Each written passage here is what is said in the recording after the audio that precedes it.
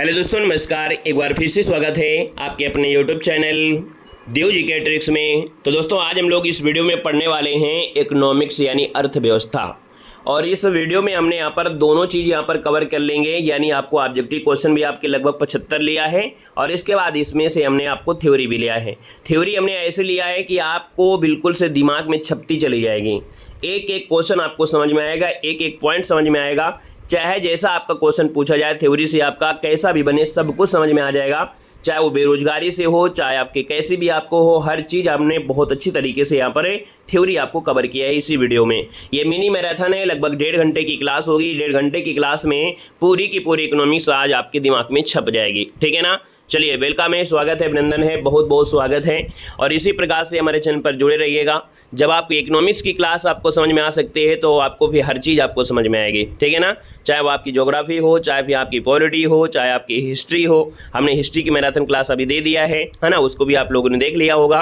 बाकी इसी प्रकार से हमने कहा भी है कि 20 तारीख तक हम आपको ये जो रिवीजन है वो आपको करा देंगे। इसके बाद बेहतर तरीके से है ना हम सिलेबस को उठाएंगे और डेली का डेली यहाँ पर हर एक सिलेबस को, हर एक टॉपिक को लेकर यहाँ पर चलेंगे, है ना। 23 तारीख तक हम आपको पूरी तरीके से आपको मजबूत कर देंगे। फिर इसके बाद बचा हुआ जो आपका 5 दिन होगा, 1 2 3 4 5 है, उसमें हम आपको मैराथन के माध्यम से पूरा रिवीजन करा देंगे, ठीक है। ये हमारा टारगेट है और इस टारगेट के अकॉर्डिंग आपको जुड़े रहना है, ठीक है ना। टेलीग्राम में देव जी के ट्रिक, वहाँ से जुड़ जाइएगा, ठीक है। बाकी हमारे ऐप से नहीं जुड़े हैं तो हमारे ऐप में भी काफ़ी अच्छी व्यवस्था की गई है, ऐप में भी जुड़ सकते हैं, ठीक है। चलिए स्टार्ट करते हैं। पहला क्वेश्चन आपकी स्क्रीन पर है और आपसे कह रहा है किस पंचवर्षीय योजना का उद्देश्य गरीबी उन्मूलन था। चलिए जवाब देना है। आपका आंसर क्या हो जाएगा कि किस पंचवर्षीय योजना का उद्देश्य गरीबी उन्मूलन था। इसका आंसर क्या हो जाएगा दोस्तों, आपका आंसर क्या बनेगा? आप कहेंगे सर जी सी नंबर हो जाएगा 5वीं पंचवर्षीय योजना। या देखिए 5वीं पंचवर्षीय योजना, इसको ऑप्शन नंबर आपका सी हो जाएगा। याद कैसे रखना है? याद रखना है कि भैया आपके पास भगवान ने दिया है, हाथ दिया है ना। एक अंगुली में आपके 5 है ना, एक हाथ में 5 अंगुली होती हैं और अपने हाथ का प्रयोग अगर आप करेंगे तो गरीबी आपकी नहीं रहेगी, है ना। तो याद रखिएगा कि आपकी जो आप गरीबी उन्मूलन है वो 5वीं, अर्थात ऑप्शन नंबर आपका सी राइट हो जाएगा। क्लियर हो गया है। और यहां पर दोस्तों आगे बढ़ते क्वेश्चन आपसे अगला पूछा गया है, कह रहे प्लान्ड इकोनॉमिक्स फॉर इंडिया के लेखक इनमें से कौन है। चलिए बताना है यहाँ पर जो आंसर होगा इनमें से क्या हो जाएगा। कह रहा है प्लान्ड इकोनॉमिक्स फॉर इंडिया के जो लेखक है वो आपके इनमें से कौन है। तो दोस्तों यहाँ पर याद रखिए, इनका नाम है आपका एम विश्वेश्वरैया। बहुत ही आईएमपी पॉइंट आपका याद रखिएगा कि भारत में आर्थिक नियोजन, क्या एक शब्द मिलता है कि भारत में आर्थिक नियोजन शुरू करने का प्रयास जो किया था वो कौन से इंजीनियर थे। तो दोस्तों ये इंजीनियर भी रहे हैं, राजनीतिक भी रहे हैं। आपका नाम है विश्वेश्वरैया। इसका जो आंसर बनेगा वो आपका ए नंबर हो जाएगा, विश्वेश्वरैया इसका आंसर राइट हो जाएगा। और इसके बाद आगे बढ़ते क्वेश्चन दिया गया है कि भारत में नई आर्थिक नीति कब लाई गई थी। चलिए भारत में नई आर्थिक नीति जो लाई गई वो कब लाई गई थी, इसका आंसर क्या बनेगा। चलिए आवाज नहीं साफ आ रही, इतनी तो आवाज साफ आ रही, कह रहे आवाज साफ नहीं आ रही। चलिए देखो, भारत में नई आर्थिक नीति जो आपकी लाई गई ये कब लाई गई थी, तो आपका आंसर क्या हो जाएगा। आप कहेंगे सर बी नंबर है। याद रखिए 1991 में। कब लाई गई थी? 1991 में। उस समय जो आपके प्रधानमंत्री थे कौन? नरसिम्हा राव। कौन? पीवी नरसिम्हा राव के द्वारा ये आपकी शुरू की गई थी। तो ऑप्शन नंबर आपका क्या हो जाएगा, यहाँ पर बी नंबर है राइट हो जाएगा। और 2024 में इनको भारत रत्न भी दिया गया है। यहाँ पर आगे बढ़ते क्वेश्चन आपसे दिया गया है, कह रहा है भारत में जीएसटी कब लागू की गई थी। भारत में जीएसटी कब लागू की गई। चलिए बताइएगा, भारत में जो जीएसटी लागू की गई ये कब लागू की गई। यहाँ पर देखा जाए तो ऑप्शन नंबर आपका क्या हो जाएगा, डी नंबर 2017 में, है ना। 2017 इसका जो आंसर है यहाँ पर राइट हो जाएगा। और अगले क्वेश्चन को आते हैं। क्वेश्चन आपसे दिया गया है कि फसल बीमा योजना में से कौन सी सही नहीं है। फसल बीमा योजना में से कौन सही नहीं है आपसे पूछा गया है। देखिए पहला पॉइंट आपसे कह रहा है भैया व्यापक फसल बीमा योजना 2015 दिया गया है। तो भैया आप कहेंगे व्यापक फसल बीमा योजना 2015 नहीं है, 1985 है। कितनी है? 1985 है। बाकी राष्ट्रीय कृषि बीमा योजना 99 से 2000, संशोधित राष्ट्रीय कृषि आपका योजना 2010 से 16, प्रधानमंत्री फसल आपका 2016, है ना। ये आपको याद रख लेना है। अगला पॉइंट आपसे क्या कह रहा है, निम्नलिखित में से किसने सबसे पहले यह तर्क दिया था कि उच्च घाटे की स्थिति में लोग धन की अधिक बचत करते हैं। चलिए यहां पर बताइएगा, आपका जो आंसर होगा इनमें से क्या होगा। सबसे पहले थ्योरी को समझ लीजिए, क्योंकि डायरेक्ट कभी कभी थ्योरी से ही क्वेश्चन आपका आ जाता है। कह रहा है कि ये किसने सबसे पहले तर्क दिया था कि उच्च घाटे की स्थिति में लोग धन की अधिक बचत करते हैं। जब घाटा होता है तो पैसा कम खर्चा करेंगे, और जब कम खर्चा करेंगे तो बचत आपकी ज्यादा होती है। तो आप कहेंगे सर जी 6 नंबर की अगर बात कर लेते हैं तो यहाँ पर जवाब इनमें से क्या हो जाएगा। चलिए चलिए भैया, यहाँ पर देखा जाए तो आपका जो आंसर बनेगा यहाँ पर क्वेश्चन नंबर आपके 6 में, तो ऑप्शन नंबर आपका हो जाएगा सी। ये थे आपके डेविड रिकार्डो। कौन है? David Ricardo. याद रखिए डेविड रिकार्डो, इसका जो आंसर है यहाँ पर आपका सी नंबर है, राइट हो जाएगा। ठीक है ना। और यहाँ पर आगे बढ़ते क्वेश्चन आपसे अगला पूछा गया है, दिया गया है कि गिनी गुणांक का प्रयोग किसके लिए किया जाता है? गिनी गुणांक का जो प्रयोग होता है वो किसके लिए होता है? तो ऑप्शन नंबर आपका बी हो जाएगा, आय असमानता को मापने के लिए। क्या होता है? आय की असमानता को मापने के लिए गिनी गुणांक का प्रयोग किया जाता है। इसका जो आंसर बनेगा यहाँ पर आपका बी नंबर है, राइट हो जाएगा। अगले क्वेश्चन को आते हैं। क्वेश्चन आपसे दिया गया है कि भारत में हरित क्रांति के जनक डॉक्टर नॉर्मन बोरलॉग किस देश के थे? चलिए यहाँ पर जवाब देना है, आपका आंसर क्या हो जाएगा कि भारत में हरित क्रांति के जो जनक हैं, है ना, यहाँ पर देखा जाए भारत में हरित क्रांति के जनक नॉर्मन बोरलॉग किस देश के थे? तो यहाँ पर देखो, क्वेश्चन कहने का मतलब ये है कि भारत में जैसे हरित क्रांति आई है, तो भैया ये तो आपके यहाँ से शब्द हो गया, लेकिन नॉर्मन बोरलॉग जो आपके है कहाँ से, ये पूछा गया है। तो दोस्तों यहाँ पर देखा जाए आपका आंसर क्या हो जाएगा, यहाँ पर नॉर्मन बोरलॉग जो थे संयुक्त राज्य अमेरिका के थे। कहाँ के? संयुक्त राज्य अमेरिका के थे। यहाँ पर आंसर आपका बनेगा कौन? ए नंबर।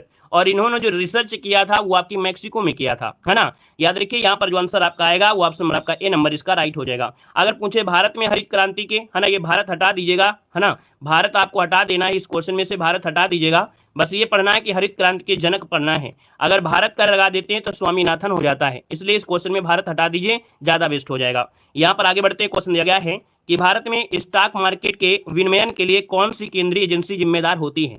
चलिए बताइएगा कि भारत में जो स्टॉक मार्केट होते हैं इसके लिए विनियमन जो होता है, इसमें कौन सी जो एजेंसी होती है वो जिम्मेदार होती है?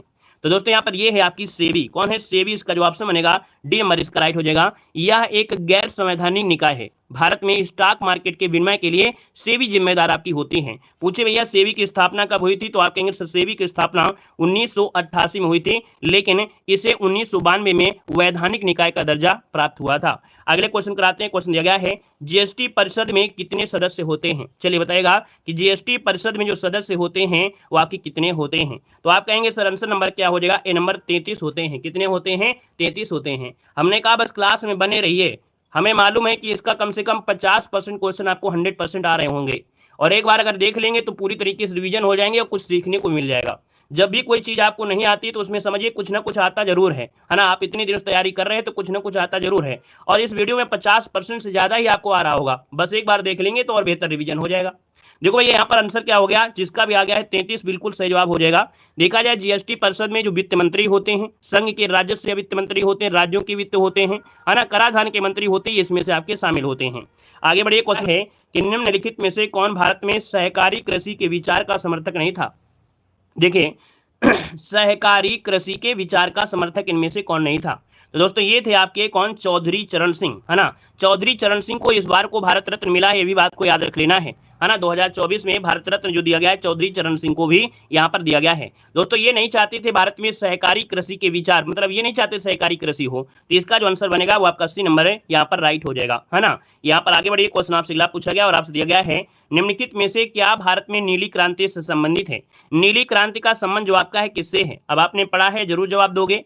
उम्मीद हम जताते हैं कि बस क्लास में बने रहेंगे तो आप जब क्लास छूटेंगे ना तो आपको लगेगा नहीं कि आज इकोनॉमिक्स को पढ़कर मेरे अंदर एनर्जी आ गई है। देखो भैया कह रहा है कि नीली क्रांति का संबंध किससे है, तो आप कहेंगे नीली, हमने कहा नीली क्या होती? Blue whale. ब्लू व्हेल मछली आपने सुना होगा, ब्लू व्हेल, ब्लू को बोल देंगे नीली, क्या थी? मछली थी। मछली से क्या हो जाएगा? मत्स्य पालन हो जाएगा। ऑप्शन नंबर आपका बन जाएगा सी नंबर है, राइट हो जाएगा। कि भैया भारत में नीली क्रांति से संबंधित क्या है, तो आप कहेंगे सर मत्स्य पालन, इसका आंसर राइट हो जाएगा। क्लियर हो गया है। अगर हम आपसे पूछे कि सर यहाँ पर देखा जाए काली क्रांति का संबंध किससे होता है?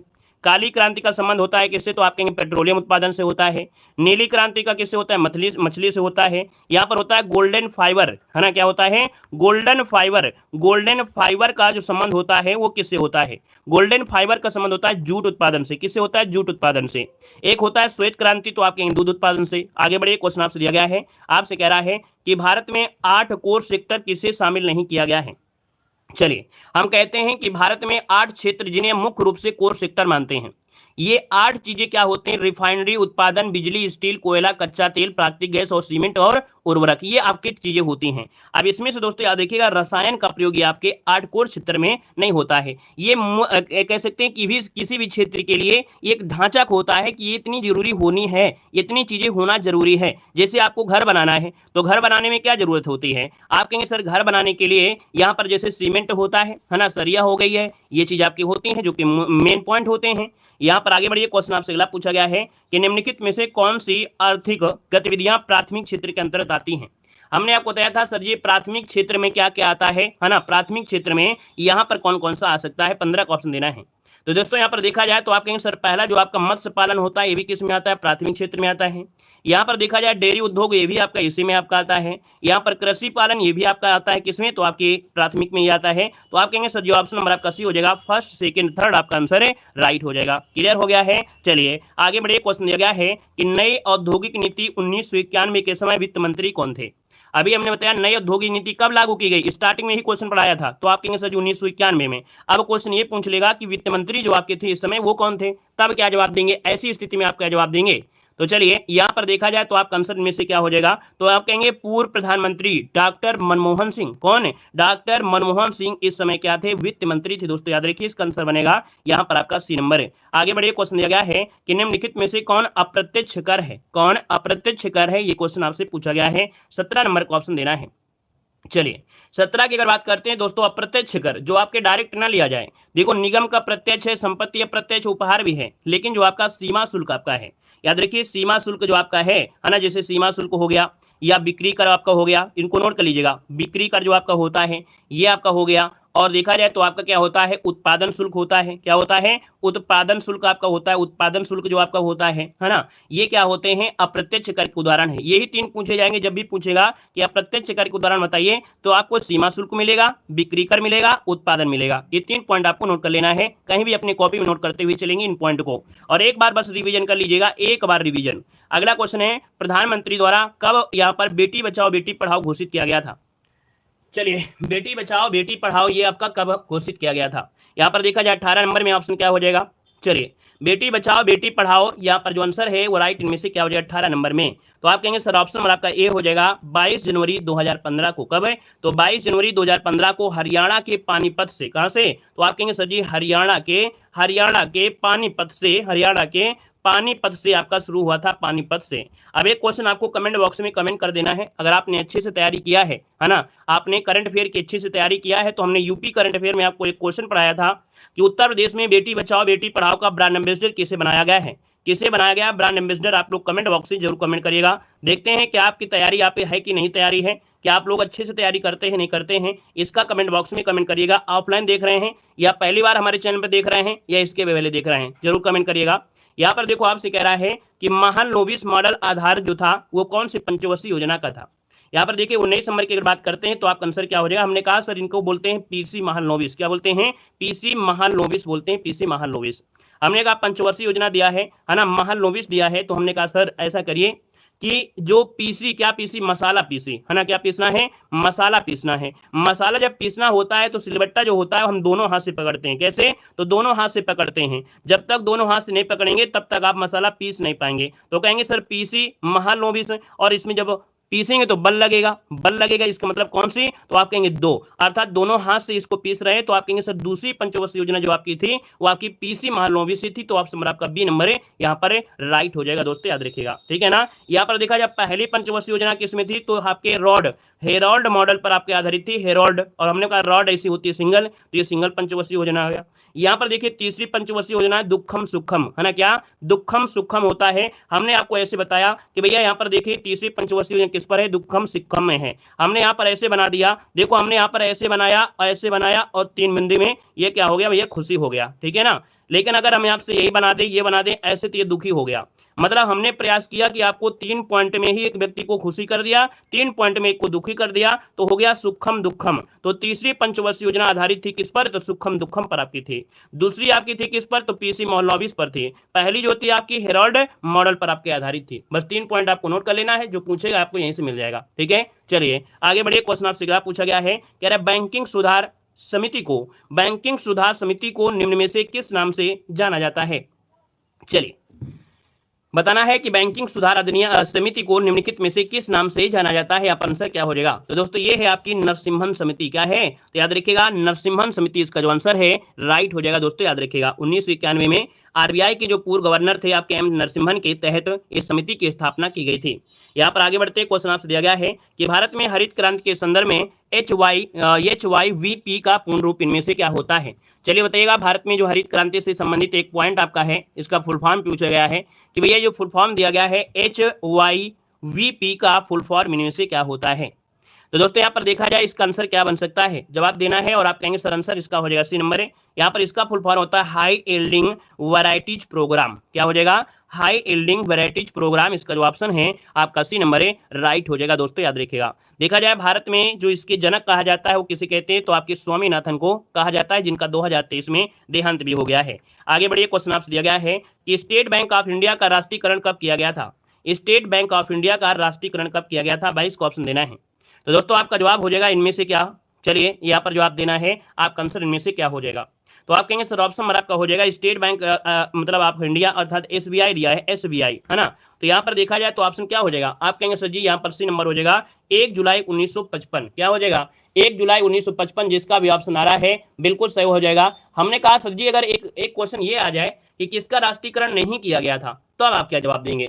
तो आप कहेंगे सर जी राष्ट्रीयकरण आपके एसबीआई का नहीं किया गया था। शुद्ध अगर देखा जाए, शुद्धतम देखा जाए तो आपके एसबीआई का राष्ट्रीयकरण नहीं किया गया था, इसका नाम परिवर्तन किया गया था। नाम परिवर्तन किया गया था और नाम परिवर्तन हुआ था 1955 में। पहले 1921 में इसका नाम था क्या? इंपीरियल बैंक था। क्या नाम था? इंपीरियल बैंक था, इंपीरियल बैंक आपका था। और इसके बाद 1955 में इसका नामकरण मतलब बदल दिया गया था। शुद्ध देखा जाए तो इसको हम लोग ये नहीं कह सकते हैं कि राष्ट्रीयकरण हुआ था, लेकिन ये बोलेंगे कि इसका इंपीरियल बैंक का नामकरण हुआ था 1955 में। दोस्तों ऐसा क्वेश्चन मिलेगा अभी आपको बीच में, ठीक है? क्लियर है? चलिए, ये थोड़ा फास्ट पढ़ाने वाली क्लास नहीं है, ये फास्ट वाली क्लास नहीं है। फास्ट पढ़ना है तो क्लास को भी बंद कर दीजिए, जब हमारी क्लास खत्म हो जाए तो उसको दोबारा से देख लीजिएगा, फास्ट पढ़ा के देख लीजिएगा। ये क्लास फास्ट वाली नहीं है, ये यूपी जी के नहीं है, ये हिंदी नहीं है, ये इकोनॉमिक्स है। उड़ेगी तो पता भी नहीं चलेगा छक्का गया है या चौका गया है, इसलिए हम इसको आराम से ही पढ़ाएंगे, ठीक है ना? कितना भी आप बोलिए।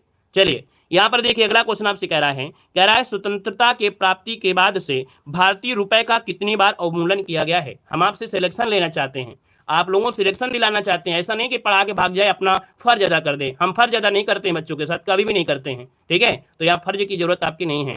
यहाँ पर देखो कह रहा है स्वतंत्रता प्राप्ति के बाद भारतीय रुपए का कितनी बार। देखो स्वतंत्रता प्राप्ति के बाद दिया है ना। अगर ऐसे होता कि भारतीय रुपए तो आप कहते 3 बार, लेकिन भैया स्वतंत्रता प्राप्ति के बाद दिया है तो आप कहेंगे सर जी ऑप्शन नंबर आपका हो जाएगा ए नंबर 2 बार हुआ है। कितनी बार हुआ है? तो आप कहेंगे सर जी 2 बार इसका आंसर है राइट हो जाएगा। चलिए आगे बढ़िए, क्वेश्चन आपसे अगला पूछा गया है और आपसे दिया गया है कि 12वें वित्त आयोग है ना, 12वें वित्त आयोग ने केंद्रीय करों में राज्यों के लिए कितने प्रतिशत की राशि संतुष्टि की गई थी?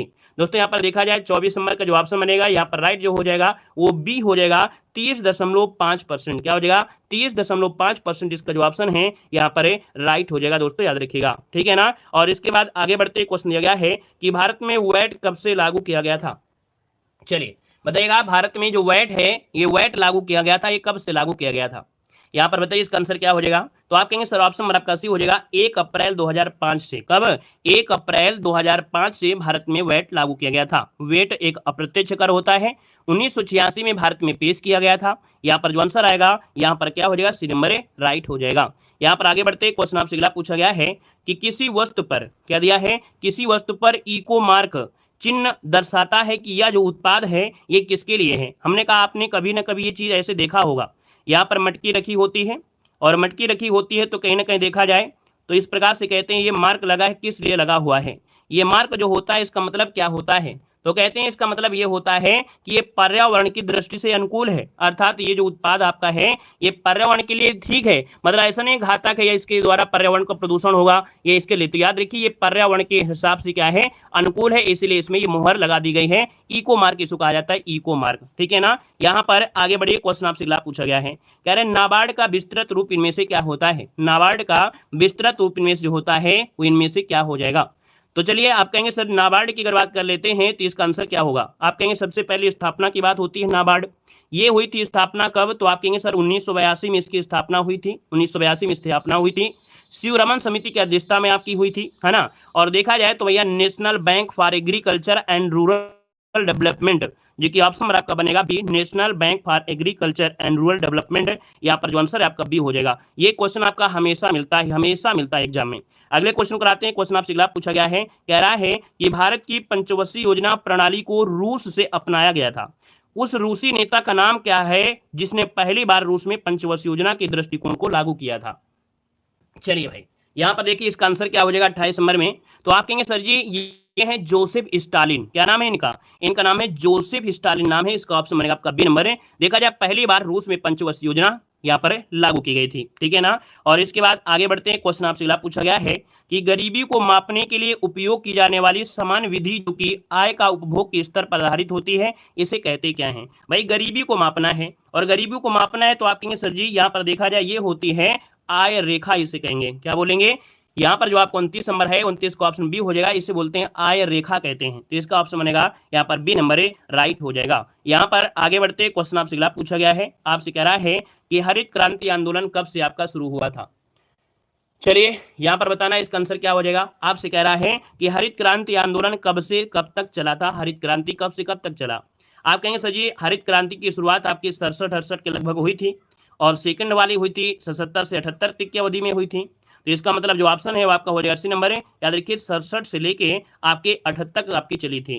पहली आपकी आई थी 67 से 68 के लगभग, फिर इसके बाद दूसरी आपकी 77 से 78 के बीच में। तो आप कहेंगे सर जी 67 से लेके 78 तक आपकी ये आपकी चली थी। तो इसका आंसर बनेगा कौन है? आपको सी नंबर है, यहाँ पर लगाना है सी नंबर है। यहाँ पर आगे बढ़ते हैं। क्वेश्चन आपसे अगला पूछा गया और आपसे कह रहा है कि वस्तुओं और सेवाओं पर जो आपकी जीएसटी दरें होती हैं वो आपकी कौन कौन सी हैं?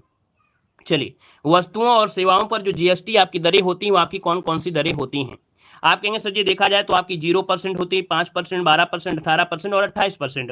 अब यहाँ पर देखा जाए तो ऑप्शन कौन सा आ रहा है सही? आपका आंसर आ रहा है यहाँ पर सी नंबर 0, 5, 12, 18 और 28 इसका आंसर है, यहाँ पर राइट हो जाएगा, है ना। अब आप पूछे भारत में कब से लागू किया गया जीएसटी, तो आप कहेंगे 1 जुलाई। कब से? तो आप कहेंगे सर जी 1 जुलाई 2017 से लागू किया गया था भारत में जो आपकी है क्या, तो आपकी यहाँ पर जीएसटी। क्लियर है। चलिए आगे बढ़िए। क्वेश्चन आपसे दिया गया है कि भारत में आर्थिक सर्वेक्षण सरकारी स्तर पर प्रतिवर्ष कौन प्रकाशित करता है? चलिए बताइएगा, भारत में जो आर्थिक सर्वेक्षण होता है ये जो सरकारी स्तर प्रतिवर्ष जो प्रकाशित करता है वो कौन करता है? तो ये करता है आपका वित्त मंत्रालय। कौन करता है? आपका वित्त मंत्रालय। इसका जो ऑप्शन बनेगा वो सी नंबर है, राइट हो जाएगा, वित्त मंत्रालय। नेक्स्ट क्वेश्चन कराते हैं। क्वेश्चन दिया गया है कि भारत में राष्ट्रीय मानवाधिकार आयोग निम्नलिखित में से किस मंत्रालय के अधीन आपका है?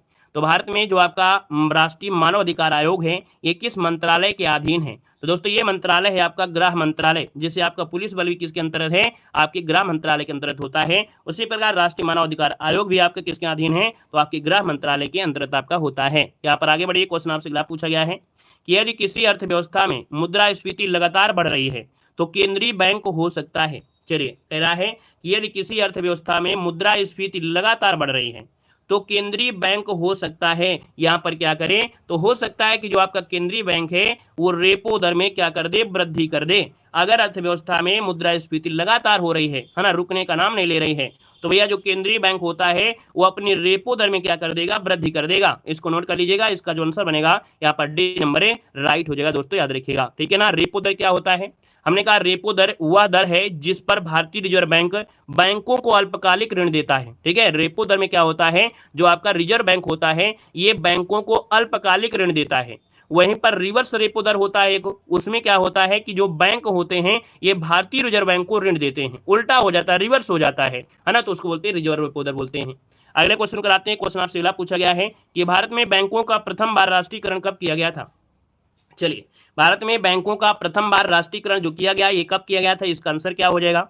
तो दोस्तों यहाँ पर देखा जाए आप कहेंगे सर जी पहली बार किया गया था कब, तो आपका जवाब हो जाएगा यहाँ पर 69 में। लेकिन 69 में कौन सा जवाब हो जाएगा, तो यहाँ पर बी नंबर 19 जुलाई। क्या हो जाएगा? 19 जुलाई 1969। ऐसे याद रखिएगा, 19 यहाँ पर लगा है तो 19 यहाँ पर लगा है ना, 15 मत लगा दीजिएगा, आपको याद रहेगा 19 और 19। तो ऑप्शन क्या हो गया, बी नंबर है, राइट हो जाएगा। यहाँ पर आगे बढ़िए। क्वेश्चन आपसे अगला पूछा गया है, कह रहा है कि क्या दिया है, इंसॉल्वेंसी एंड बैंकरप्सी कोड किस वर्ष लागू हुआ था?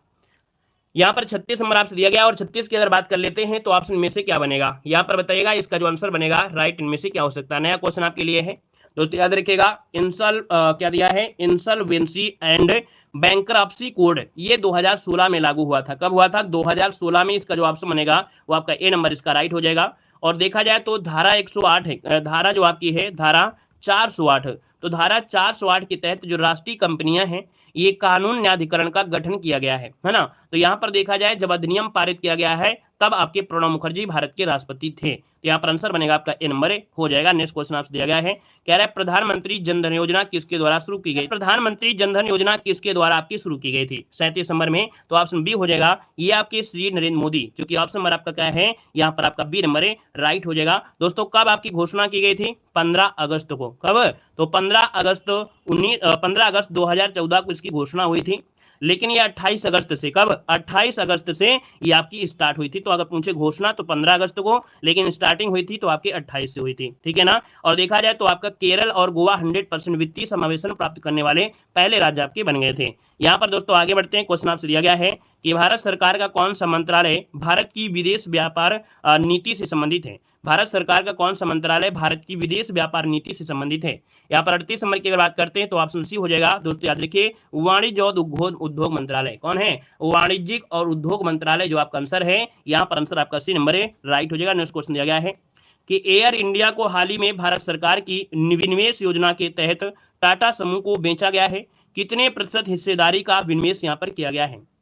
तो देखिए जो आपकी एयर इंडिया है इसको भैया विनिवेश योजना के तहत टाटा समूह को बेच दिया गया, इसके कितने प्रतिशत हिस्सेदारी का विनिवेश किया गया? हिस्सेदारी जो आपकी कितने परसेंट है?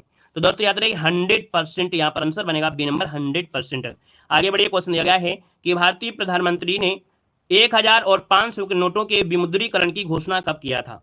यहाँ पर बताना है, आपका जो आंसर बनेगा 40 नंबर में से क्या हो जाएगा? तो आप कहेंगे सर जी ये थी आपकी कब? 9 नवंबर या 8 नवंबर? तो आप कहेंगे सर जी घोषणा दिया है, जब घोषणा दिया है तो आप कहेंगे सर जी 8 नवंबर 2016 को रात्रि को 8 बजे घोषणा किया था कि भाइयों और बहनों आपके 100 रुपए 1000 और 500 के नोट का विमुद्रीकरण किया जा रहा है, जल्द से जल्द अब बैंक में जाकर इनको सबमिट कर दीजिए, है ना। तो याद रखिए यहाँ पर आंसर क्या हो जाए आपका सी नंबर है, लेकिन लागू हुआ था आपके 9 नवंबर से, ठीक है, 9 नवंबर से लागू हुआ था। आगे बढ़िए, क्वेश्चन क्या है कि 1 रुपए के नोट पर किसके हस्ताक्षर होते हैं? चलिए बताइए क्या हो जाएगा। चलिए यहाँ पर देखिए कि 1 रुपए के नोट पर किसके हस्ताक्षर होते हैं, 42 नंबर का ऑप्शन देना है और बिल्कुल इजी क्वेश्चन है और यही क्वेश्चन आपका छपना भी है, स्क्रीनशॉट ले लीजिएगा, ठीक है, स्क्रीनशॉट ले लीजिए, क्वेश्चन आपका यही छपना है। देखिए 1 रुपए के नोट पर किसके हस्ताक्षर होते हैं? 4 शिफ्ट में एक क्वेश्चन आपका आएगा ही आएगा। तो दोस्तों यहाँ पर देखा जाए तो आपका जो आंसर बनेगा आपका हो जाएगा ए नंबर, केंद्रीय वित्त सचिव के होते हैं। किसके होते हैं? वित्त सचिव जिसे बोलेंगे, अर्थात जो आपका 42 नंबर का ऑप्शन है वो राइट क्या हो जाएगा? तो यहाँ पर ए नंबर राइट हो जाएगा, दोस्तों याद रखिएगा। और यह भारत सरकार के वित्त मंत्रालय के द्वारा जारी किया जाता है। किसके द्वारा? तो वित्त मंत्रालय के द्वारा जारी किया जाता है। अगला क्वेश्चन आपसे दिया गया है कि आजादी के बाद भारत में किया गया सबसे बड़ा कर सुधार इनमें से कौन सा है? आजादी के बाद किया गया सबसे बड़ा जो कर सुधार आपका है इनमें से कौन सा है? तो दोस्तों यहाँ पर कहेंगे सर जी ये है वस्तु और सेवा कर, है ना। देखा जाए तो आपका आंसर बनेगा ए नंबर, जो आपकी जीएसटी है, अर्थात ये देखा जाए तो सबसे बड़ा कर सुधार आपका यही है। 1 जुलाई 2017 की मध्य रात को आरंभ किया गया था। यहाँ पर दोस्तों 101 संशोधन नंबर आपका याद रखिएगा कि 101 नंबर का संशोधन अधिनियम के तहत आपका किया गया था। अगले क्वेश्चन कराते हैं। क्वेश्चन दिया गया है निम्नलिखित में से कौन सी योजनाएं सुमेलित हैं? कौन सी योजनाएं आपकी सुमेलित हैं? तो चलिए सुमेलित कर लेते हैं। यहाँ पर दिया गया है मेक इन इंडिया कार्यक्रम। मेक इन इंडिया आपके 25 सितंबर 2014, है ना, ये हुआ है। अच्छा, फिर दिया गया है आपसे कैसे मिलान करना है, चलिए देख लेते हैं। स्टार्टअप इंडिया जो आपकी है, स्टार्टअप इंडिया, ये अगस्त 2015 में आपकी हुई थी। कब हुई थी? अगस्त 2015 में हुई थी। तो कोई ऑप्शन तो है नहीं है, तो आप कहेंगे सर जी अगस्त 2015 में, अगस्त 2015 में आपकी इसकी शुरुआत हुई थी। स्टैंड अप इंडिया ये अप्रैल 2016 में, कब? तो अप्रैल 2016 में, अप्रैल 2016 में आपकी स्टार्टिंग हुई थी। अप्रैल 2016 में याद रखिएगा, 2000 इसको लिख देते हैं, 2016 में आपकी हुई थी। फिर इसका दिया गया है राष्ट्रीय विनिर्माण नीति, ये 4 नवंबर 2011 में हुई थी, है ना। तो इसका मतलब डी वाला सही है। मेक इन इंडिया 25 सितंबर 2014, 25 सितंबर 2014 मतलब आपका यहाँ पर ये दिया गया है। अब इस हिसाब से देखा जाए तो आपका जो पूछा गया है क्या, तो पूछा गया है इनमें से कौन सुमेलित है, कौन सा आंसर हो सकता है? कोई ऑप्शन मिल रहा है यहाँ पर? क्यों भैया ऑप्शन मिला है ए और डी वाला कोई ऑप्शन है तो दिया तो गया है, बी नंबर आपका हो जाएगा। ए और डी जो आपका दिया है ये क्या है? तो आपके सुमेलित है, याद रखिएगा, ठीक है ना। क्लियर हो गया है। चलिए आगे बढ़िए। क्वेश्चन आपसे दिया गया है, आपसे कह रहा है कि 1985 में उपभोक्ता संरक्षण के लिए दिशा निर्देशों को अपनाया गया। यह राष्ट्रों के लिए उपभोक्ताओं और उपभोक्ता वकालत समूह की सुरक्षा के उपायों को अपनाने का एक कह सकते हैं उपकरण था। मतलब 45 नंबर का जो ऑप्शन दिया गया है वो ऑप्शन बनेगा आपका बी नंबर है। यहाँ पर भरेंगे संयुक्त राष्ट्र। क्या भरेंगे कि भैया ये जो आपका दिशा निर्देश है ये अपनाया गया था, संयुक्त राष्ट्र के द्वारा दिया गया एक प्रकार से उपदेश था। यहाँ पर आगे बढ़िए, क्वेश्चन दिया गया है, कह रहा है APMC का पूरा नाम इनमें से क्या होता है। चलिए यहाँ पर जवाब देना है, आपका जो आंसर बनेगा इनमें से राइट क्या हो सकता है, इसका आंसर बताना है। तो दोस्तों आप कहेंगे सर यहाँ पर देखा जाए तो आपका जो आंसर बनेगा इनमें से क्या हो जाएगा, APMC का पूरा नाम जो आपका है इनमें से क्या हो जाएगा। तो दोस्तों याद रखिए, कैबिनेट जो केंद्रीय कैबिनेट हैं इन्होंने भैया यहाँ पर जो दिया ये दिया था ए नंबर एग्रीकल्चर, है ना, प्रोड्यूस मार्केट कमिटी, जो कि ऑप्शन नंबर आपका बनेगा ए नंबर इसका राइट हो जाएगा। दोस्तों याद रखिएगा, ठीक है, यानी कृषि उत्पाद विपणन, क्या बोलते हैं, कृषि उत्पाद विपणन इसको यहाँ पर कहेंगे। तो दोस्तों आपका आंसर बनेगा ए नंबर राइट हो जाएगा। यहाँ पर आगे बढ़िए, क्वेश्चन आपसे अगला पूछा गया और आपसे कह रहा है कि नई शिक्षा नीति 2020 को किस शिक्षा नीति की जगह पर लागू किया गया। राष्ट्रीय कृषि बाजार समिति, ठीक है, उसको हम बोलेंगे कृषि उत्पाद बाजार समिति। यहाँ पर आपसे कह रहा है नई शिक्षा जो नीति है, नई राष्ट्रीय शिक्षा नीति 2020 को किस शिक्षा नीति की जगह पर आपका लागू किया गया था। तो दोस्तों यहाँ पर देखा जाए तो आपका आंसर क्या हो जाएगा, तो आप कहेंगे सर ऑप्शन नंबर आपका ये हो जाएगा, ये राष्ट्रीय शिक्षा नीति 1986 वाली थी, है ना। याद रखिए आपकी जो राष्ट्रीय शिक्षा नीति आपकी 1986 थी उसी को अपग्रेड किया गया था। यहाँ पर जो आंसर है वो राइट हो जाए, आपका ए नंबर बन जाएगा। अगला क्वेश्चन दिया गया है, उपभोक्ता संरक्षण अधिनियम 1986 किस अधिनियम द्वारा बदल दिया गया। चलिए देखो, आपसे कह रहा है उपभोक्ता संरक्षण अधिनियम 1986 किस अधिनियम द्वारा बदल दिया गया था। 48 की अगर बात करते हैं तो ऑप्शन सी हो जाएगा, उपभोक्ता संरक्षण अधिनियम 2019, इसका जो आंसर बनेगा 2019 में परिवर्तित कर दिया गया था। आगे बढ़िए, क्वेश्चन आपसे दिया गया है कि भारत में प्रथम औद्योगिक नीति अर्थात जो आर्थिक नीति कब पेश की गई थी। भारत में प्रथम औद्योगिक नीति अर्थात जो आर्थिक नीति है जो पेश की गई थी वो कब पेश की गई थी, आपको बताना है। तो दोस्तों ऑप्शन नंबर आपका बी हो जाएगा, याद रखिएगा 1948। कब की गई थी, 1948 में, यहाँ पर आंसर राइट हो जाएगा। और इसके बाद आगे बढ़ते हैं, क्वेश्चन आपसे दिया गया है कि 1 अप्रैल 2020 को पंजाब नेशनल बैंक में किन बैंकों का विलय किया गया था। 1 अप्रैल 2020 को पंजाब नेशनल बैंक में किन किन बैंकों का विलय किया गया था। तो दोस्तों याद रखिएगा कि पंजाब नेशनल बैंक में ओरिएंटल बैंक ऑफ कॉमर्स और यूनाइटेड बैंक ऑफ इंडिया, इनका विलय कर दिया गया किसमें, तो आपके पंजाब नेशनल बैंक में कर दिया गया था। यहाँ पर आंसर आपका सी हो जाएगा। और आगे बढ़ते हैं, क्वेश्चन दिया गया है कि भारत ने किस पंचवर्षीय योजना के दौरान मिश्रित अर्थव्यवस्था को अपनाया था। मिश्रित अर्थव्यवस्था को जो अपनाया ये कब अपनाया था, तो दोस्तों ये थी आपकी दूसरी पंचवर्षीय योजना। दूसरी पंचवर्षीय योजना किस पर आधारित थी, तो पीसी महालनोबिस पर थी, है ना। यहाँ पर तीसरी जो आपकी थी वो आपकी सुखम दुखम में थी, किसमें, तो आपकी सुखम दुखम में आपकी थी। पहली जो थी आपकी हेरल्ड मॉडल पर आधारित थी और चौथी थी वो आपकी गाडगिल, किस पर, तो आपकी गाडगिल मॉडल पर आधारित थी, गाडगिल मॉडल पर आपकी आधारित थी। ठीक है, आगे बढ़िए, क्वेश्चन आपसे दिया गया है, कह रहा है PDS का पूर्ण रूप क्या होता है। चलिए, PDS का पूर्ण रूप इनमें से क्या होता है, इसका आंसर क्या बनेगा। तो दोस्तों यहाँ पर नोट कर लीजिएगा, इसका जो आपका आंसर बनेगा 52 नंबर में ऑप्शन सी हो जाएगा। याद रखिएगा पब्लिक डिस्ट्रीब्यूशन सिस्टम, इसका जो ऑप्शन बनेगा वो राइट हो जाएगा, आपका सी नंबर है राइट हो जाएगा, नोट कर लीजिएगा। ठीक है ना। और इसके बाद आगे बढ़ते क्वेश्चन दिया गया है, कह रहा है किसान क्रेडिट कार्ड योजना किस वर्ष लागू की गई थी। चलिए बताइएगा, किसान क्रेडिट कार्ड योजना जो आपकी लागू की गई थी वो आपकी कब लागू की गई थी, इसका आंसर इनमें से क्या बनेगा। चलिए यहाँ पर जल्दी से जवाब देना है। और आप कहेंगे सर जी 53 की अगर बात कर लेते हैं तो यहाँ पर जो आपका आंसर आएगा वो राइट इनमें से क्या हो जाएगा, तो 1998 99, आपका जवाब बिल्कुल सही हो जाएगा कि सर 1998 और 99 के समय ये लागू की गई थी, है ना। देखा जाए योजना जो कि राष्ट्रीय कृषि और ग्रामीण विकास बैंक द्वारा तैयार की गई थी, अर्थात ये जो आपकी योजना है वो नाबार्ड बैंक के द्वारा तैयार की गई थी। यहाँ पर आगे बढ़िए, क्वेश्चन आपसे अगला पूछा गया है कि स्वर्ण क्रांति किससे संबंधित है। स्वर्ण क्रांति का जो संबंध है वो आपकी किससे है, चलिए बताइएगा, स्वर्ण क्रांति का जो संबंध है वो आपका किससे संबंधित है। यहाँ पर 54 को ऑप्शन देना है। तो दोस्तों याद रखिए इसका आंसर हो जाएगा आपका बागवानी और शहद से, किससे है, बागवानी और शहद से संबंधित है, ऑप्शन नंबर आपका डी हो जाएगा।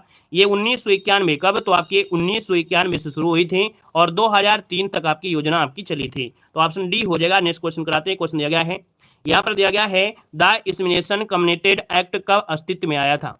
ये दोस्तों आवश्यक वस्तु अधिनियम, हिंदी में बोलते हैं आवश्यक वस्तु अधिनियम, ये दोस्तों 1955 में अस्तित्व में आया था। दोस्तों यहाँ पर जो आंसर है वो आपका सी हो जाएगा, 1955 में अस्तित्व आया था। मतलब इस अधिनियम के द्वारा जनता को कुछ बुनियादी और अत्यंत जो महत्वपूर्ण वस्तुएं हैं, है ना, उन वस्तुओं का उत्पादन और आपूर्ति के अधिकार देने के उद्देश्य से बनाया गया था। अगला क्वेश्चन आपसे कह रहा है कि खाद्यान्नों का न्यूनतम समर्थन मूल्य प्रति वर्ष कौन घोषित करता है। चलिए कह रहा है कि भैया खाद्यान्नों का जो न्यूनतम समर्थन मूल्य होता है ये प्रति वर्ष घोषित करता है, वो कौन करता है? यहाँ पर देखा जाए तो आपका जो आंसर बनेगा इनमें से क्या हो जाएगा? तो आप कहेंगे सर ऑप्शन नंबर सी हो जाएगा, कृषि लागत और मूल्य आयोग। कौन करता है? कृषि लागत और मूल्य आयोग। ये क्वेश्चन आपका पूछा जाना है, इसको नोट कर लीजिएगा। कृषि लागत मूल्य आयोग इसका जो आंसर है यहाँ पर राइट हो जाएगा। आगे बढ़िए, क्वेश्चन आपसे दिया गया है कि अवमूल्यन का उद्देश्य क्या होता है? चलिए, अवमूल्यन का उद्देश्य इनमें से क्या होता है, अवमूल्यन क्यों किया जाता है, ये आपको बताना है। आपका जो आंसर बनेगा इनमें से राइट क्या हो जाएगा? चलिए यहाँ पर देखते हैं 57 नंबर का ऑप्शन में से क्या देने वाले हैं आप सभी लोग। चलिए 57 का ऑप्शन यहाँ पर बनेगा दोस्तों डी नंबर, निर्यात को मतलब प्रोत्साहित करना। क्योंकि आता है ताकि निर्यात को प्रोत्साहन मिल सके। यहाँ पर जो आंसर है वो आपका डी नंबर है। यहाँ पर डी नंबर इसका राइट हो जाएगा, नोट कर लीजिएगा, ठीक है ना। और यहाँ पर दोस्तों आगे बढ़ते हैं, क्वेश्चन आपसे अगला पूछा गया है, कह रहा है बैंकिंग रेगुलेटिंग एक्ट किस वर्ष पारित हुआ था? बैंकिंग रेगुलेटिंग एक्ट जो पारित हुआ था ये किस वर्ष पारित हुआ था? दोस्तों यहाँ पर बताना है। आप कहेंगे सर 58 नंबर की अगर बात कर लेते हैं तो ऑप्शन नंबर आपका हो जाएगा बी नंबर है। ये आपके 1949 में कब किया गया था? तो आपके 1949 में बैंकिंग विनियम अधिनियम आपका पारित किया गया था, है ना। यहाँ पर देखा जाए तो यहाँ पर जो ये आपका नियम है भारत में सभी बैंकों के फार्मों को नियंत्रित करता है।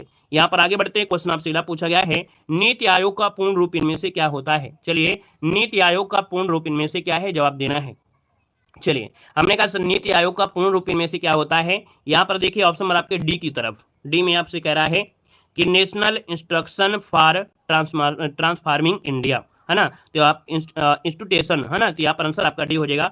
आप लोग पढ़ लीजिएगा, इसका ऑप्शन डी नंबर है यहाँ पर राइट हो जाएगा, ठीक है। मतलब national institute for transforming India, clear है। National institute for transforming India हो जाएगा, क्लियर है। और देखा जाए तो 1 जनवरी 2015 को नीति आयोग को ये आयोजना आयोग के स्थान पर लाया गया था। आगे बढ़ते हैं, क्वेश्चन आपसे दिया गया है कि भारतीय खाद्य निगम की स्थापना कब हुई थी? भारतीय खाद्य निगम की स्थापना जो हुई 60 नंबर में, वो आपका राइट क्या हो जाएगा? चलिए यहाँ पर देखिए भारतीय खाद्य निगम की स्थापना जो हुई थी वो आपकी कब हुई थी? तो आप कहेंगे सर ऑप्शन नंबर आपका बी हो जाएगा, 14 जनवरी 1965 को। कब? 14 जनवरी 1965 को ये आपका हुआ था। और एक संवैधानिक निकाय है ना, एक क्या है ये? संवैधानिक निकाय है। इसका मुख्यालय कहाँ पर है? आपके दिल्ली में है। यहाँ पर आगे बढ़िए, क्वेश्चन आपसे अगला पूछा गया है, निम्नलिखित विकल्पों में से सही युग्म का चयन करना है। यहाँ पर देखिए सही युग्म में से कौन सा है? पहला ऑप्शन देखिएगा, कह रहा है कि सर तीसरी पंचवर्षीय योजना तीव्र औद्योगिकरण और बुनियादी उद्योग पर आधारित थी। फिर दिया गया है चतुर्थ पंचवर्षीय योजना परिवार नियोजन कार्यक्रम शुरू हुआ था। क्या ये पॉइंट जो आपका दिया है क्या सही दिया गया है कि भैया जो आपकी चौथी पंचवर्षीय योजना थी ये परिवार नियोजन पर आपके आधारित थी? तीसरा, इसके बाद पहला वाला देख लीजिए, प्रथम पंचवर्षीय योजना आप कह रहा है पीसी महालनोबिस दिया गया है। तो आप कहेंगे सर पहला मतलब पहला सही है, ठीक है, दूसरे में आगे नहीं पता चल रहा था। लेकिन तीसरा ऑप्शन को पढ़ने से ये पता चल गया कि नहीं, इसका मतलब जो आपका है यहाँ पर क्या हो जाएगा? सही युग्म। अच्छा सही युग्म दिया है ना। तो सही युग्म में देखिए तीसरी पंचवर्षीय योजना तीव्र औद्योगिकरण बुनियादी उद्योग है, चतुर्थ पंचवर्षीय योजना परिवार नियोजन दिया है, प्रथम पंचवर्षीय योजना महालनोबिस में। तो इसका मतलब सही पूछा है, तो इसका मतलब ये गड़बड़ आपका दिया है। दूसरी पंचवर्षीय योजना कह रहा है कृषि पर, तो ये भी गलत हो जाएगा क्योंकि ये पहले वाले में थी। तीसरी पंचवर्षीय योजना तीव्र औद्योगिक नहीं था क्योंकि ये दूसरे में आपका था। तो इसका मतलब आपका आंसर क्या बनेगा? यहाँ पर आपका आंसर कौन हो जाएगा? बी नंबर आपका राइट हो जाएगा। याद रखिए इसका जो सही आपका है दोस्तों, रुकिए 1 मिनट, गड़बड़ हो रहा है कुछ। देखो कह रहा है तीसरी पंचवर्षीय योजना तीव्र औद्योगिकरण और बुनियादी उद्योग पर आपके आधारित थी। क्या ये पॉइंट आपका सही है? चलिए दूसरी देख लेते हैं, चतुर्थ पंचवर्षीय योजना परिवार नियोजन पर आपकी आधारित थी। तो परिवार नियोजन में देखो ये आपकी दूसरी में आपकी थी, यहाँ पर प्रथम में आपकी कृषि थी और दूसरी में आपका यहाँ पर कह सकते हैं औद्योगिक वाला था। हाँ देखिए इसका ऑप्शन बी आपका हो जाएगा, ये वाला सही है। जो आपका बी नंबर है ये आपका सही है क्योंकि पूछा गया है सही युग्म में से कौन है, क्योंकि तीसरी पंचवर्षीय योजना में औद्योगिकरण को बढ़ावा नहीं था, ये दूसरी वाले में आपका था। अब यहाँ पर पहली पंचवर्षीय हेराल्ड मॉडल पर आधारित थी, अर्थात ये गलत दिया गया है। दूसरी पंचवर्षीय कृषि पर नहीं था, कृषि पर आपकी पहली थी। तो इसका मतलब ऑप्शन आपका बी नंबर राइट हो गया है। क्लियर हो गया है, ठीक है ना, समझ में आ गया। चलिए यहाँ पर ऐसे स्किप नहीं करेंगे भाई, समझाएंगे, समझाना पड़ेगा, ऐसे स्किप कर देंगे क्या। चलिए अगला क्वेश्चन दिया गया है, अमूल का प्रधान कार्यालय कहाँ पर है? चलिए बताएगा कि जो अमूल है, अमूल इंडिया, ये भाई ये जो आपकी डेयरी है, इसका कह रहा है कि जो कार्यालय हो आपकी कहाँ पर है? तो दोस्तों ये है आनंद। आनंद कहाँ पड़ता है? तो आपकी गुजरात में। कहाँ पड़ता है? तो आपकी गुजरात में पड़ता है। याद रखिए गुजरात में पड़ता है, इसको ऑप्शन बनेगा यहाँ पर नंबर राइट हो जाएगा। और अगले क्वेश्चन कराते हैं। क्वेश्चन आपसे दिया गया है कि भारत में हरित क्रांति किस क्षेत्र में सर्वाधिक सफल रही थी? भारत में जो हरित क्रांति है सर्वाधिक रूप से जो सफल रही थी, ये आपकी कहां पर सफल रही थी? यहाँ पर आंसर इनमें से क्या हो जाएगा? चलिए बहुत अच्छे। यहाँ पर देखिए हमने कहा सर जी 63 नंबर जो आपका दिया है 63 का ऑप्शन बी हो जाएगा। यहाँ पर याद रखिए गेहूं और चावल, है ना, गेहूं और चावल यहाँ पर हो जाएगा। बाकी अगर गेहूं चावल में भी ऑप्शन दे दिया होता तो आप कहते सर जी गेहूं के मामले में ये आपका सर्वाधिक सफल रही। ऑप्शन मैंने आपका बी नंबर। अगला दिया गया है भारतीय अर्थव्यवस्था के उदारीकरण का अग्रदूत किसे कहा गया है? यहाँ पर देखिए 64 नंबर में कि भारतीय अर्थव्यवस्था के उदारीकरण का अग्रदूत जो कहते हैं ये डॉक्टर मनमोहन सिंह को कहते हैं। इसका ऑप्शन बनेगा B number, doctor Manmohan Singh हो जाएगा। आगे बढ़िए, क्वेश्चन आपसे अगला पूछा गया है और आपसे कह रहा है कि नए जारी किए गए 500 रुपए के नोट का आयाम कितना है? चलिए देख लेते हैं यहाँ पर आंसर क्या हो जाएगा। कि यहाँ पर देखा जाए 65 नंबर में और 65 की अगर बात कर लिया जाए तो आपका आंसर क्या हो जाएगा? तो आप कहेंगे महात्मा गांधी श्रृंखला में 500 रुपए के नोट में 66 मिलीमीटर और 150 मिलीमीटर आयाम होता है। यहाँ पर जो आंसर है वो आपका पहला वाला ही ऑप्शन में से राइट हो जाएगा, है ना। महात्मा गांधी की तस्वीर अंकित है जबकि पृष्ठ भाग पर स्वच्छ भारत अभियान के लोगो और टैगलाइन के साथ लाल किले का रूपांकन है। यहाँ पर आगे बढ़िए, क्वेश्चन आपसे दिया गया है कि हिंदू वृद्धि दर नामक शब्द किसने गढ़ा था जिसने भारतीय अर्थव्यवस्था में निम्न वृद्धि दर वाली अवधि के रूप में संदर्भित किया था? 66 नंबर आपको रट्टा मार लेना है कि भैया ये थे आपके कौन है? राजकृष्ण थे। अब अमर्त्य सेन मत लगा देना है, याद रखिए राजकृष्ण है। इन्होंने कहा था कि हिंदू वृद्धि दर नामक शब्द गढ़ा था जिसने इन्होंने कहा था भारतीय अर्थव्यवस्था में निम्न वृद्धि दर वाली अवधि के रूप में संदर्भित किया। तो ऑप्शन आपका डी नंबर। अगला क्वेश्चन है कि संयुक्त क्षेत्र की संकल्पना से अभिप्रेरित है। संयुक्त क्षेत्र की संकल्पना से अभिप्रेरित ही 67 को ऑप्शन देना है। और 67 की बात करते हैं तो दोस्तों ऑप्शन हमारा हो जाएगा कि संयुक्त क्षेत्र मतलब होता है सार्वजनिक क्षेत्र और निजी क्षेत्र के उद्योगों के बीच सहयोग जो होता है, जिसे हम लोग बोलते हैं अपनी भाषा में मिश्रित अर्थव्यवस्था, है ना। क्या बोलते हैं? मिश्रित अर्थव्यवस्था। अर्थात संयुक्त क्षेत्र की संकल्पना मतलब सार्वजनिक क्षेत्र निजी क्षेत्र के उद्योग के बीच सहयोग है। ऑप्शन आपका ये हो जाएगा। नेक्स्ट क्वेश्चन आपसे दिया गया है कि भारत में कृषि और संबंधित कार्यकलापों को निम्नलिखित किसके द्वारा सबसे अधिक उधार प्रदान किया गया है? मतलब भारत में जो कृषि है और संबंधित कार्यकलाप हैं ये किसके द्वारा सबसे अधिक उधार प्रदान किया गया है? दोस्तों 68 नंबर का ऑप्शन बनेगा यहाँ पर बी नंबर है, वाणिज्यिक बैंक के माध्यम से। किससे मिला है? तो आपका जवाब हो जाएगा वाणिज्यिक माध्यम से। यहाँ पर जो आंसर बनेगा वो आपका बी नंबर है, राइट हो जाएगा। बी नंबर आपका बन जाएगा, नोट कर लीजिएगा, ठीक है। और इसके बाद आगे बढ़ते क्वेश्चन आपसे दिया गया है कि कौन सा भारतीय अर्थव्यवस्था की रीढ़ कहलाता है? कौन सी भारतीय अर्थव्यवस्था की रीढ़ कहलाती है? यहाँ पर जवाब देना है। तो दोस्तों आप कहेंगे सर यहाँ पर देखा जाए ये है आपका कृषि क्षेत्र, है ना। क्या है? कृषि क्षेत्र जो आपका है दोस्तों ये प्राथमिक क्षेत्र कहते हैं और ये भारत की देखा जाए तो रीढ़ कहलाता है। अब तो नहीं है लेकिन इसके पहले देखा जाए तो कृषि का योगदान बहुत ज्यादा था, लगभग 54.6% था। तो बहुत इसका योगदान कम हो गया है। अब भारत में भी सेवा क्षेत्र आपके नंबर 1 में यहाँ पर हो गया है। यहाँ पर दोस्तों आगे बढ़ते हैं, क्वेश्चन दिया गया है आधुनिक अर्थशास्त्र का जनक किसे कहते हैं? आधुनिक अर्थशास्त्र का जो जनक कहते हैं दोस्तों उसी किसे कहा जाता है?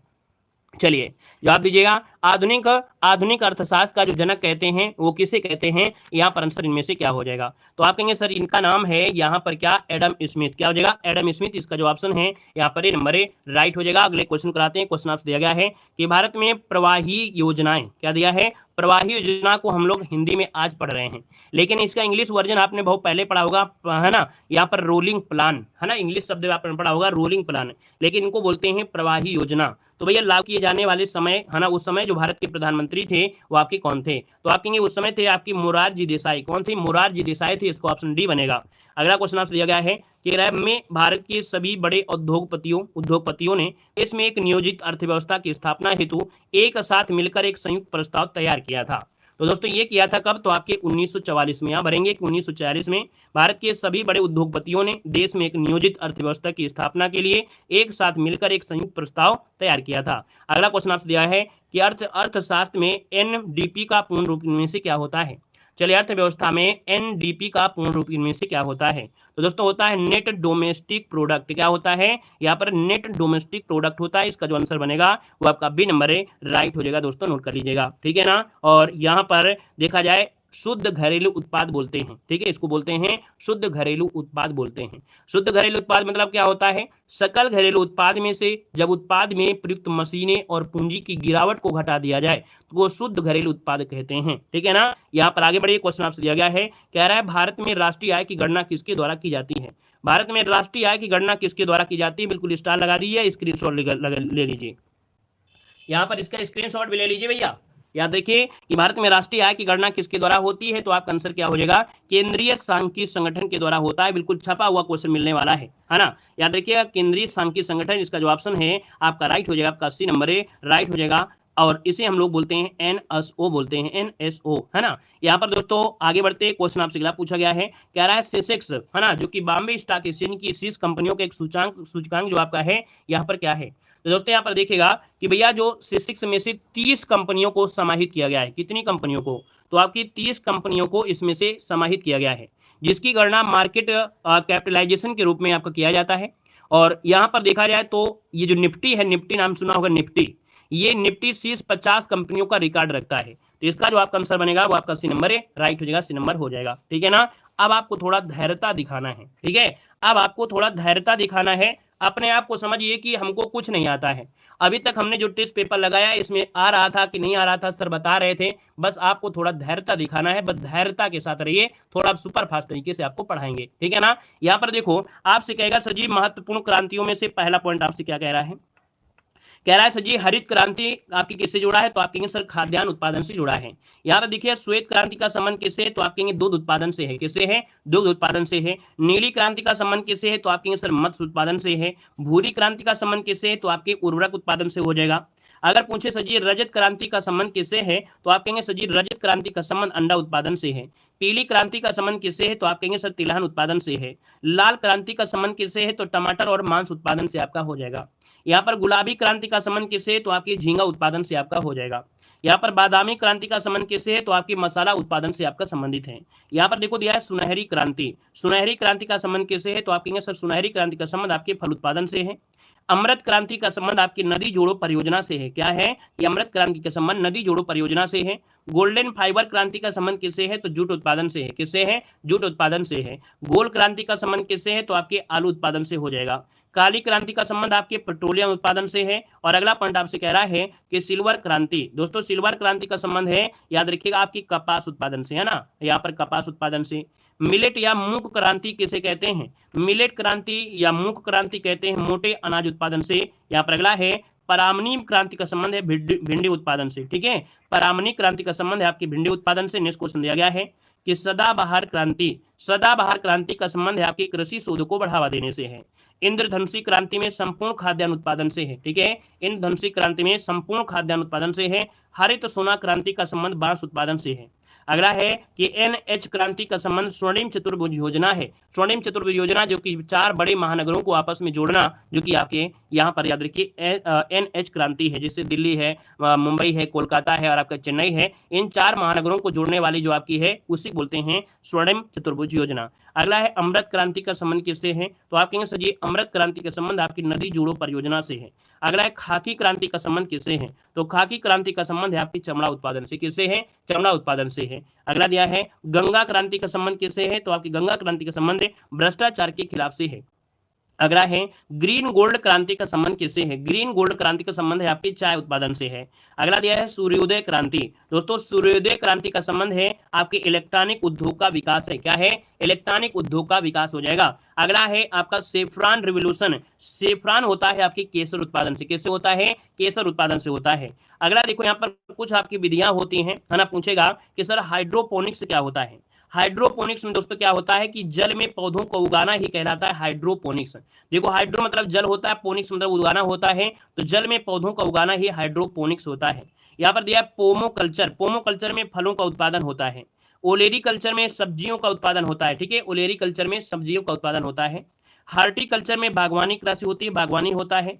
विटीकल्चर की बात करते हैं तो याद रखिएगा विटीकल्चर में क्या होता है, अंगूर की खेती होती है, अंगूर की खेती। पीसी कल्चर होता है मत्स्य पालन, पीसी कल्चर होता है मत्स्य पालन। सेरी कल्चर में होता है रेशम कीट पालन, ठीक है, सेरी कल्चर में रेशम कीट पालन होता है। नेक्स्ट क्वेश्चन दिया गया है एपी कल्चर में क्या होता है, तो आप कहेंगे सर जी एपी कल्चर में मधुमक्खी पालन होता है, क्या होता है, मधुमक्खी पालन होता है। फ्लोरिकल्चर में क्या होता है, तो फूलों का उत्पादन होता है, ठीक है ना, फ्लोरिकल्चर में फूलों का उत्पादन होता है। वर्मी कल्चर में केचुआ उत्पादन होता है, वर्मी कल्चर में केचुआ उत्पादन होता है। और अगर दिया गया है कि आर्बरी कल्चर, आर्बरी कल्चर मतलब होता है जो झाड़ियां होता है, तो झाड़ियों की कृषि संबंधित है। अब यहाँ पर देखो आपसे कहेगा सर जी सदाबहार क्रांति, है ना, देखो पहले हरित सोना क्रांति किसे कहते हैं, तो हमने कहा सर हरित सोना क्रांति बांस उत्पादन से है। सदाबहार क्रांति जो जैव तकनीकी है अर्थात कृषि के समग्र विकास से है। ग्रीन गोल्ड क्रांति का संबंध किससे है, तो अभी हम बताया था ग्रीन गोल्ड आपकी चाय से है। सुनहरी क्रांति फल उत्पादन से। अमृत क्रांति नदी जोड़ों से है। गोल क्रांति आलू उत्पादन से है। एनएच क्रांति जो आपका है किससे है, तो स्वर्णिम चतुर्भुज योजना से है। बाकी पूछेगा गुलाबी क्रांति के जनक कौन है, चलिए, गुलाबी क्रांति के जो जनक आपके हैं कौन है, तो आप कहेंगे सर जी दुर्गेश पटेल हो जाएंगे। नीली क्रांति के जनक कौन है, हीरालाल चौधरी हो जाएंगे। रजत क्रांति के जनक आपकी इंदिरा गांधी हैं। पीली क्रांति के जनक आपके हैं सैम पित्रोदा हैं, सैम पित्रोदा हो जाएंगे।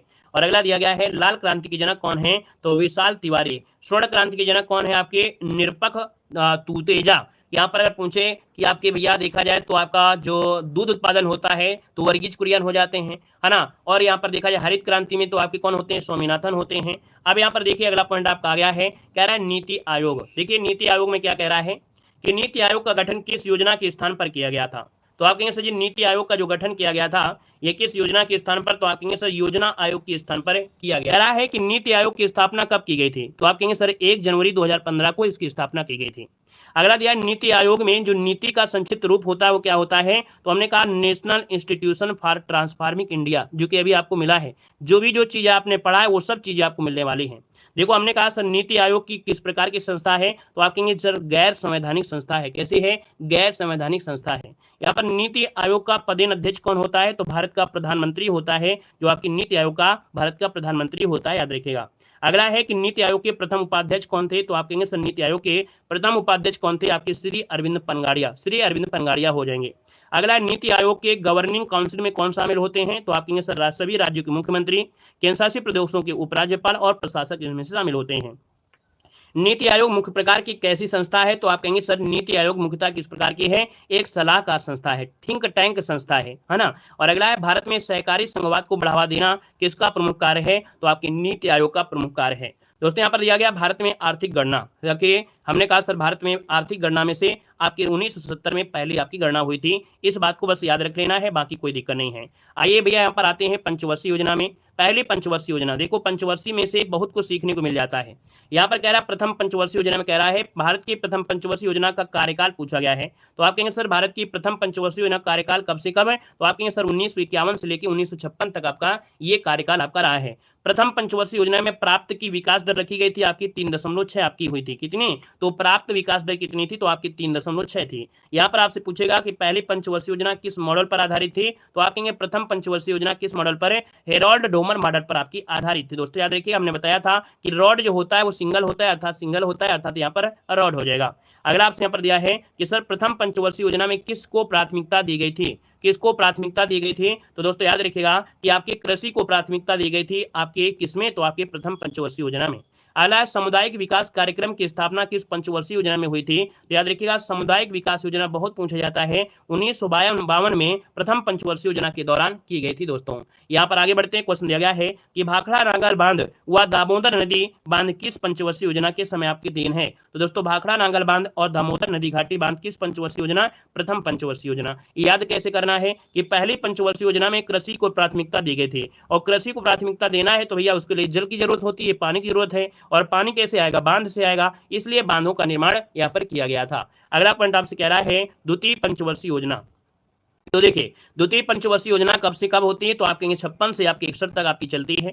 द्वितीय पंचवर्षीय योजना किस मॉडल पर आपकी आधारित थी, तो आप कहेंगे सर जी पीसी महानोबल्स पर आधारित थी। हमने कहा द्वितीय हाथ से, अर्थात अगर मसाला पीसेंगे तो पीसेंगे और द्वितीय में दोनों हाथ से पीसेंगे, यहाँ पर बल लगाएंगे तो पीसी महानोबिस द्वितीय आपका हो जाएगा। अब दोस्तों यहाँ पर देखा जाए तो द्वितीय पंचवर्षीय योजना का मुख्य उद्देश्य क्या था कि भैया यहाँ पर समाज में, भारत में समाजवादी समाज की स्थापना, हाँ समाजवादी समाज की स्थापना करना। द्वितीय पंचवर्षीय योजना में प्राथमिकता किसको दी गई थी, तो हमने कहा भैया कि द्वितीय पंचवर्षीय योजना में आधारभूत उद्योगों और भारी उद्योगों को बढ़ावा दिया गया था। यहाँ पर देखा जाए जो आपके उद्योग लगे थे वो आपकी इसी पंचवर्षीय योजना में लगे थे। कौन कौन से, यहाँ पर देखो लगा है द्वितीय पंचवर्षीय योजना में कौन से कार्य संपन्न हुए, दुर्गापुर, राउरकेला, भिलाई लौह इस्पात संयंत्र आपके थे। हमने कहा इनको रट्टा मारिएगा कैसे, हमने कहा था इसके लिए एक ट्रिक बताया है, हमेशा आपको बताते हैं।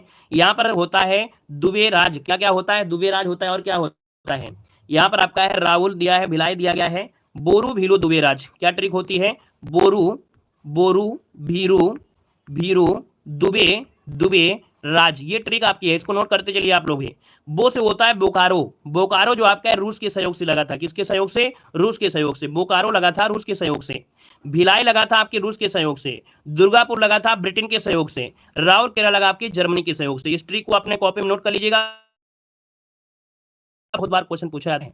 अब ये क्वेश्चन पूछेगा इन चार में से दूसरी पंचवर्षीय योजना में कौन नहीं लगा था, तो आपका बोकारो जो लगा था ये तीसरी पंचवर्षीय योजना में लगा था। ठीक है, बोकारो जो लगा था ये तीसरी पंचवर्षीय योजना में लगा था। इस बात को भी यहाँ पर याद रख लीजिएगा। ठीक है, बोरू भीरू दुबे राज हो जाएगा। अगला यहाँ पर देखते हैं आपका तीसरी पंचवर्षीय योजना। तीसरी पंचवर्षीय योजना दोस्तों, भारत में तीसरी पंचवर्षीय योजना का कार्यकाल है आपके 61 से आपके 66। क्या हो जाएगा, 61 से आपका 66 हो जाएगा। यहाँ पर देखो आपसे कह रहा है तीसरी पंचवर्षीय योजना में कितनी विकास दर रही थी, बहुत कम रही थी। तृतीय योजना में विकास दर आपकी 2.5 रही थी।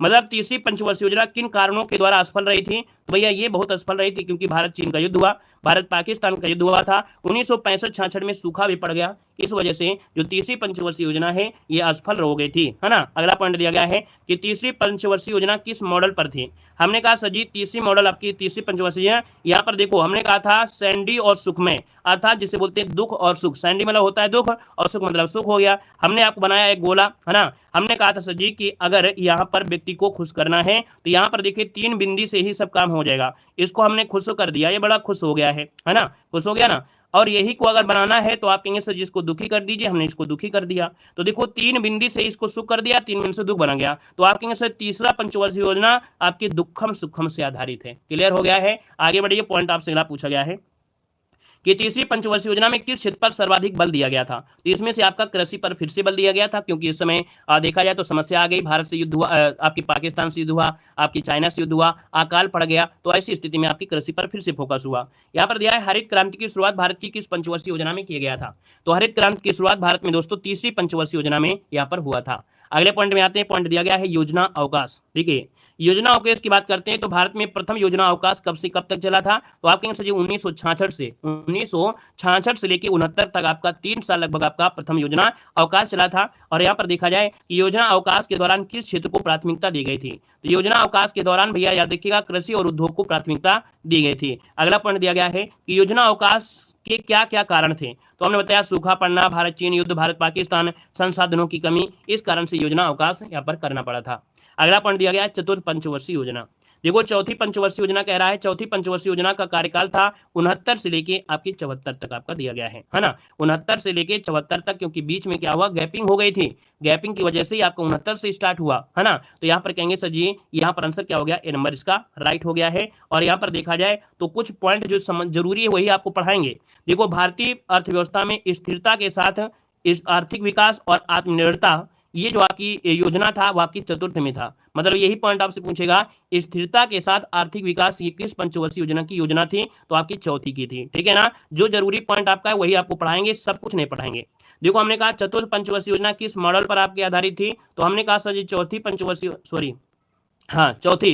पंचवर्षीय योजना जो आपकी आधारित थी किस मॉडल पर आपकी आधारित थी। तो हमने कहा सर जी ये थी आपकी DR गाडगिल। क्या होता है, गाडगिल। अब समझिएगा, गॉड मतलब होता है भगवान, क्या होता है, गॉड मतलब होता है भगवान होता है। ठीक है ना, यहाँ पर गिल मतलब हो गया गिल हो गया। हमने कहा ऐसे कोई भगवान का नाम बताइए जो यहाँ पर जिनके 4 हाथ हों, क्या हो, 4 हाथ आपके हों, और वो क्या करें, वो कुछ ना कुछ गिल खाते हैं, लड्डू खाते हैं। ये भगवान जी आपके कौन है, गणेश भगवान हैं। गणेश भगवान के 4 हाथ हैं, है ना, 4 हाथ थे, और चारों हाथ में से देखा जाए तो भैया गिल क्या खाते हैं, लड्डू खाते हैं। तो आपको याद रहेगा कि चौथी पंचवर्षीय योजना 4 हाथ हो गया, और याद रखिए गॉड हो गए भगवान और गिल हो गए लड्डू। तो ऐसे भी आपको ये पॉइंट याद रहेगा कि चौथी पंचवर्षीय योजना किस मॉडल पर है। तो आपकी DR गाडगिल मॉडल पर आपकी आधारित थी। क्लियर है। चलिए अगले पॉइंट में आते हैं। पॉइंट आपसे दिया गया है कि किस पंचवर्षीय योजना के दौरान 1969 में 14 बैंकों का राष्ट्रीयकरण हुआ। बहुत कुछ सीखने के मिलेगा, पंचवर्षीय योजना पढ़ लेने से आपको बहुत कुछ सीखने के मिलता है, थोड़ा बहुत नहीं, बहुत कुछ सीखने के मिलता है पंचवर्षीय योजना अगर आपने कवर कर लिया अच्छे से। ठीक है ना। तो यहाँ पर देखो कि भैया किस पंचवर्षीय योजना के दौरान 1969 में 14 बैंकों का राष्ट्रीयकरण हुआ। तो आप कहेंगे चतुर्थ पंचवर्षीय योजना के दौरान हुआ था। अगला दिया गया है कि किस पंचवर्षीय योजना के दौरान परिवार नियोजन कार्यक्रम की शुरुआत हुई थी। परिवार नियोजन अभी आपको पॉइंट मिला था जब आप ऑब्जेक्टिव लगा रहे थे। तो भैया परिवार नियोजन कार्यक्रम की शुरुआत हुई चतुर्थ पंचवर्षीय योजना के दौरान यहाँ पर हुई थी। आगे बढ़िए, अगला पॉइंट दिया गया है कि पंचवर्षीय योजना कौन सी, 5वीं पंचवर्षीय योजना। तो देखिए 5वीं पंचवर्षीय योजना दोस्तों याद रखिए इसका कार्यकाल कितना है। तो 1974 से लेके 1979 तक थी, है ना। याद रखिए 74, 75, 76, 77, 78, 79, ये 5वीं पंचवर्षीय 74 से लेके आपका दिया है 79। सही है। देखिए 5वीं पंचवर्षीय योजना के विकास की दर आपकी 4.8 रही थी। इसका लक्ष्य क्या रहा, मेन पॉइंट आपका लक्ष्य यहाँ पर दिया गया है। यहाँ पर देखा गरीबी उन्मूलन और आर्थिक आत्मनिर्भरता। क्या गरीबी उन्मूलन और आर्थिक आत्मनिर्भरता था। यहाँ पर पांचवी पंचवर्षीय योजना किस मॉडल पर आपकी आधारित थी? तो दोस्तों आपके डीपी धर मॉडल पर। किस पर है? डीपी धर मॉडल पर आपकी आधारित थी। इसको कैसे रटेंगे? हमने कहा 5 है, मतलब पांचवी पंचवर्षीय योजना। 5 आपके आपका देखिए एक हाथ हो गया। हाथ में अंगुली कितने होते हैं? आपके 5 अंगुलियां होती हैं, है ना, एक 5 अंगुलियां होती हैं। यहाँ पर कह रहा धर, है ना, डीपी धर। यहाँ पर एक चोर है और चोर भाग रहा है, और आप क्या करेंगे? दौड़ दौड़ के पकड़ेंगे, उसको धर लेंगे, है ना, 5 हाथ से उसको पकड़ेंगे, तभी वो धर लेंगे 5 अंगुलियों से। तो ऐसे याद रखिएगा, कोई 5 अंगुली से धर दिया इसको तो आपके डीपी साहब। तो यहाँ पर आंसर आपका हो जाएगा पांचवी पंचवर्षीय योजना डीपी धर मॉडल पर आपकी आधारित थी। अगला क्वेश्चन दिया गया है, बहुत ही मोस्ट इंपोर्टेंट क्वेश्चन है कि काम के बदले अनाज कार्यक्रम जो आपका है ना, अंत्योदय योजना कब शुरू की गई थी? चलिए बताइए क्या हो जाएगा। यहाँ पर दिया गया है कि काम के बदले अनाज कार्यक्रम जो कि अंत्योदय योजना है कब शुरू की गई थी? तो 1977 से 78 में आपकी की गई थी। अगला दिया गया है कि राष्ट्रीय न्यूनतम आवश्यकता कार्यक्रम कब शुरू किया गया था? राष्ट्रीय न्यूनतम आवश्यकता कार्यक्रम कब शुरू किया गया था? 1974 में शुरू किया गया था। अब यहाँ पर देखो एक योजना आती है जो कि रोलिंग प्लान कहेंगे या द्वितीय योजना अवकाश बोलेंगे, अनवरत योजना कहते हैं। ये द्वितीय योजना अवकाश का कार्यकाल है 78 से 80 तक है ना। पांचवी पंचवर्षीय योजना थोड़ा समय से पहले समाप्त हो गई थी, तो आपके 78 से लेके 70 कब तक चली थी? 80 तक आपका समय चला। अनवरत योजना की संकल्पना किसके द्वारा? तो आपके गुन्नार मिड्डल मॉडल पर आपकी आधारित है आपकी अनवरत योजना। आते हैं यहाँ पर छठे पंचवर्षीय योजना में। तो छठी पंचवर्षीय योजना क्या है? तो आगे छठी पंचवर्षीय योजना का कार्यकाल है 80 से लेकर 85 है। छठी पंचवर्षीय योजना का उद्देश्य था गरीबी उन्मूलन और रोजगार में क्या वृद्धि करना। यहाँ पर देखिए छठी पंचवर्षीय योजना किस मॉडल पर आधारित थी? तो आपके आगत और निर्गत मॉडल पर आपकी आधारित थी। छठी पंचवर्षीय योजना में कौन से क्षेत्र आपके हुए? कृषि, उद्योग और ऊर्जा संसाधन पर हुआ। अब यहाँ पर देखो अगला जो आईएमपी पॉइंट है ये है कि एकीकृत ग्रामीण विकास कार्यक्रम किस पंचवर्षीय योजना के दौरान शुरू किए गए थे? तो एकीकृत ग्रामीण विकास कार्यक्रम छठी पंचवर्षीय योजना के दौरान विकसित किए गए थे। अगला है सातवीं पंचवर्षीय योजना। सातवीं पंचवर्षीय योजना दोस्तों याद रखिएगा 21 मॉडल पर आपके आधारित थी। पहले डेट आपको याद रखना है 85 से 90, 5 साल चली थी। सातवीं पंचवर्षीय योजना किस मॉडल पर? तो जॉन डब्ल्यू मिलर आधारित थी। जॉन डब्ल्यू मिलर आधारित आपकी थी। देखो एक नया पॉइंट आपको इसमें पढ़ना है बस। सातवीं पंचवर्षीय योजना के दौरान सरकार द्वारा एक नारा दिया गया था, भोजन काम और उत्पादन का नारा। भोजन काम उत्पादन का नारा दिया गया था सातवीं पंचवर्षीय योजना में, ठीक है ना। यहाँ पर देखिए अगला पॉइंट आता है वार्षिक योजनाएं। दोस्तों याद रखिए भारत में आर्थिक सुधार नीति, अभी अभी एक पॉइंट पढ़ाया था कि उदारीकरण, निजीकरण, वैश्वीकरण, इसकी घोषणा जो की गई थी 1991 में की गई थी, है ना। लघु उद्योग विकास के लिए भारत सरकार ने कब सिडबी की स्थापना किया? तो दोस्तों याद रखिएगा सिडबी की स्थापना 1990 में किया था। दोस्तों याद रखिए वार्षिक योजनाओं के समय ही 1990 में किया था। अब दोस्तों आठवीं पंचवर्षीय योजना की अगर बात करते हैं तो ये आपकी चली थी कब? तो आपके 92 से लेके आपकी कब तक? तो आपके 97 तक। अब यहाँ पर आठवीं पंचवर्षीय योजना में पढ़ना क्या है? ये पढ़ना है कि आठवीं पंचवर्षीय योजना का मुख्य उद्देश्य क्या रहा है? सर्वांगीण मानव विकास करना है, ठीक है ना। यहाँ पर एक योजना आपकी चलाई गई थी कि प्रधानमंत्री रोजगार योजना। प्रधानमंत्री रोजगार योजना 1993 की शुरुआत किस पंचवर्षीय योजना में? तो आप कहेंगे प्रधानमंत्री रोजगार योजना आपकी आठवीं पंचवर्षीय योजना के द्वारा यहाँ पर किया गया था। और यहाँ पर अगले पॉइंट में आते हैं, पॉइंट दिया है नवीं पंचवर्षीय योजना कब से कब? तो आपके 97 से लेकर 2002 तक आपकी चली थी। देखा जाए तो नवीं पंचवर्षीय योजना का मुख्य पॉइंट रहा है सामाजिक न्याय और समानता के साथ विकास। सामाजिक न्याय और समानता के पास विकास, इसका ऑप्शन हो जाएगा। यहाँ पर दोस्तों देखा जाए तो नवीं पंचवर्षीय योजना में प्राथमिक क्षेत्र क्या थे? तो भुगतान संतुलन सुनिश्चित करना, विदेशी ऋण भार कम करना, खाद्यान्न में आत्मनिर्भरता लाना, प्रौद्योगिकी में आत्मनिर्भर बनना। यहाँ पर 10वीं पंचवर्षीय योजना की बात करते हैं 2002 से लेकर 2007 तक आपका, ठीक है ना। यहाँ पर देखा जाए तो इसका क्या उद्देश्य रहा है? तो प्रति व्यक्ति आय को 10 वर्षों में दोगुना करना, ये लक्ष्य रखा गया था, 10वीं पंचवर्षीय योजना में रखा गया था दोस्तों, ठीक है। यहाँ पर देखिए अगला पॉइंट आपसे कह रहा है कि 10वीं पंचवर्षीय योजना किस मॉडल पर? तो योजना आयोग के पत्र पर आपके आधारित थी। 11वीं पंचवर्षीय योजना कब से? तो आप कहेंगे सर 7 से लेकर आपकी 12 तक चली थी। और इसका जो पूछा जाता है 11वीं में, वो पूछा जाता है तीव्र और समावेशी विकास। क्वेश्चन पूछेगा कि तीव्र और समावेशी विकास ये कौन सी पंचवर्षीय योजना का लक्ष्य था? तो आप कहेंगे सर जी ये 11वीं पंचवर्षीय योजना का लक्ष्य था, ठीक है ना। और यहाँ पर दोस्तों अगले पॉइंट में आते हैं जो आपकी 12वीं पंचवर्षीय योजना है। 12 से लेकर आपके 17 तक आपकी चली थी, जो आपकी 12वीं पंचवर्षीय योजना है। इसका भी आपको पूछा जाता है मुख्य उद्देश्य तीव्र और अधिक समावेशी धारणीय विकास, ये 12वीं पंचवर्षीय योजना पर आपकी है दोस्तों, याद रखिए। और याद रखिए योजना आयोग के पत्र पर आपका था।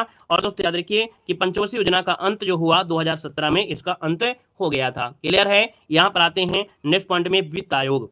देखिए भैया वित्त आयोग का गठन याद रखिएगा, वित्त आयोग का गठन संविधान के किस अनुच्छेद के द्वारा किया गया है? तो रट्टा मान लीजिएगा कि अनुच्छेद 280 के तहत 5 वर्ष के लिए राष्ट्रपति द्वारा, है ना, क्या किया जाता है? वित्त आयोग का गठन किया जाता है, याद रखिएगा। यहाँ पर आगे बढ़ते गया है कि भारत के प्रथम वित्त आयोग के अध्यक्ष कौन थे। चलिए बताएगा कि भारत में प्रथम वित्त आयोग के जो अध्यक्ष थे वो आपके कौन थे, केसी नियोगी। कौन थे, केसी नियोगी हो जाएंगे। यहाँ पर देखिए पूछे स्थापना कब की गई थी, तो आप कहेंगे सर 1951 में स्थापना की गई थी, ठीक है ना। और यहाँ पर 14-15 आपको नहीं पढ़ना है, बस ये पढ़ना है कि 15वें वित्त आयोग के अध्यक्ष कौन थे, तो आप कहेंगे सर जी एन.के. सिंह थे। एन.के. सिंह आपके थे। लेकिन ये याद रखिए 16वें वित्त आयोग के अध्यक्ष भी हमने आपको पढ़ा दिया है। 16वें वित्त आयोग के अध्यक्ष कौन है, अरविंद पनगाड़िया हो गए हैं। कौन है, एक करंट अफेयर का रिलेटेड क्वेश्चन है, याद रखिए 16वें वित्त आयोग के अध्यक्ष कौन है, तो आप कहेंगे सर अरविंद पनगाड़िया आपके हो चुके हैं, अरविंद पनगाड़िया। इस बात को भी आपको याद रख लेना है, मोस्ट इंपोर्टेंट क्वेश्चन आपका बन सकता है। यहाँ पर दोस्तों आगे बढ़ते क्वेश्चन आपसे दिया गया है। यहाँ पर देखो पहले बोल दिया है कि भारत के वित्त आयोगों में से पहले जो आपके थे 1951 में केसी नियोगी आपके पहले आपके थे वित्त आयोग के अध्यक्ष थे। अब अर्थव्यवस्था की अगर बात करते हैं तो दोस्तों देखिए कि भारत की अर्थव्यवस्था का स्वरूप क्या है। देखिए राज्य सरकार की जो भूमिका के आधार पर देखा जाए तो जो आप लोग पढ़ते हैं, क्या पढ़ते हैं, समाजवादी अर्थव्यवस्था क्या है, पूंजीवादी अर्थव्यवस्था क्या है, मिश्रित अर्थव्यवस्था क्या है। हम लोग विकास की विभिन्न अवस्थाओं पर ध्यान देते हैं तो विकसित अर्थव्यवस्था, विकासशील अर्थव्यवस्था, अल्प विकसित व्यवस्था होती है। शेष विश्व में देखा जाए तो आपकी बंद अर्थव्यवस्था और खुली अर्थव्यवस्था आप पढ़ते हैं, है ना। ये आपको कम समझ में आता है, लेकिन देखिएगा थोड़ा अगर आपने समय दे दिया ये सब चीजें आपको आसान कर देंगे इसी क्लास में। देखो हमने कहा समाजवादी अर्थव्यवस्था क्या है, तो याद रखिएगा कि किस प्रकार की अर्थव्यवस्था में वस्तु और सेवा से संबंधित सभी प्रकार के निर्णय केवल सरकार द्वारा संपन्न किए जाते हैं। तो याद रखिएगा कि कोई भी आपका चाहे वस्तु हो चाहे सेवा से संबंधित सभी प्रकार की जो निर्णय होगी वो केवल सरकार करेगी। ये जो सरकार करेगी होती है समाजवादी, क्या होती है, समाजवादी अर्थव्यवस्था होता है, ठीक है ना दोस्तों। याद रखिए जो आपकी समाजवादी अर्थव्यवस्था है ये जो सिद्धांत दिया है वो जर्मन दार्शनिक थी कार्ल मार्क्स के द्वारा दिया गया था। दोस्तों वर्तमान में समाजवादी अर्थव्यवस्था कहां पर है, आपसे पूछेगा कि समाजवादी अर्थव्यवस्था कहां है। भाई अपने भारत में मिश्रित अर्थव्यवस्था चलती है, लेकिन ये पूछा है समाजवादी अर्थव्यवस्था कौन है, तो रूस और चीन में। कहां पर, रूस और चीन में चलती है समाजवादी अर्थव्यवस्था। इसमें सरकार ही निर्णय लेती है, सरकार ही निर्णय लेती है दोस्तों, याद रखिएगा, ठीक है। यहां पर आगे बढ़िए क्वेश्चन आपसे दिया गया है, कह रहा है पूंजीवादी अर्थव्यवस्था। देखिए पूंजीवादी अर्थव्यवस्था क्या है, कह रहा है किस प्रकार की अर्थव्यवस्था में वस्तु एवं सेवा से संबंधित सभी निर्णय बाजार द्वारा किए जाते हैं। तो जब कभी भी किसी वस्तु या सेवा का यहाँ पर निर्णय बाजार के द्वारा किया जाए तो ये होता है पूंजीवादी अर्थव्यवस्था। क्या होता है, पूंजीवादी अर्थव्यवस्था होता है। क्लियर है। यहाँ पर अगला क्वेश्चन आपसे कह रहा है कि उत्पादन के साधनों में निजी स्वामित्व कौन सी अर्थव्यवस्था होती है। उत्पादन के साधनों पर निजी स्वामित्व कौन सी अर्थव्यवस्था, तो आप कहेंगे सर पूंजीवादी अर्थव्यवस्था होती है।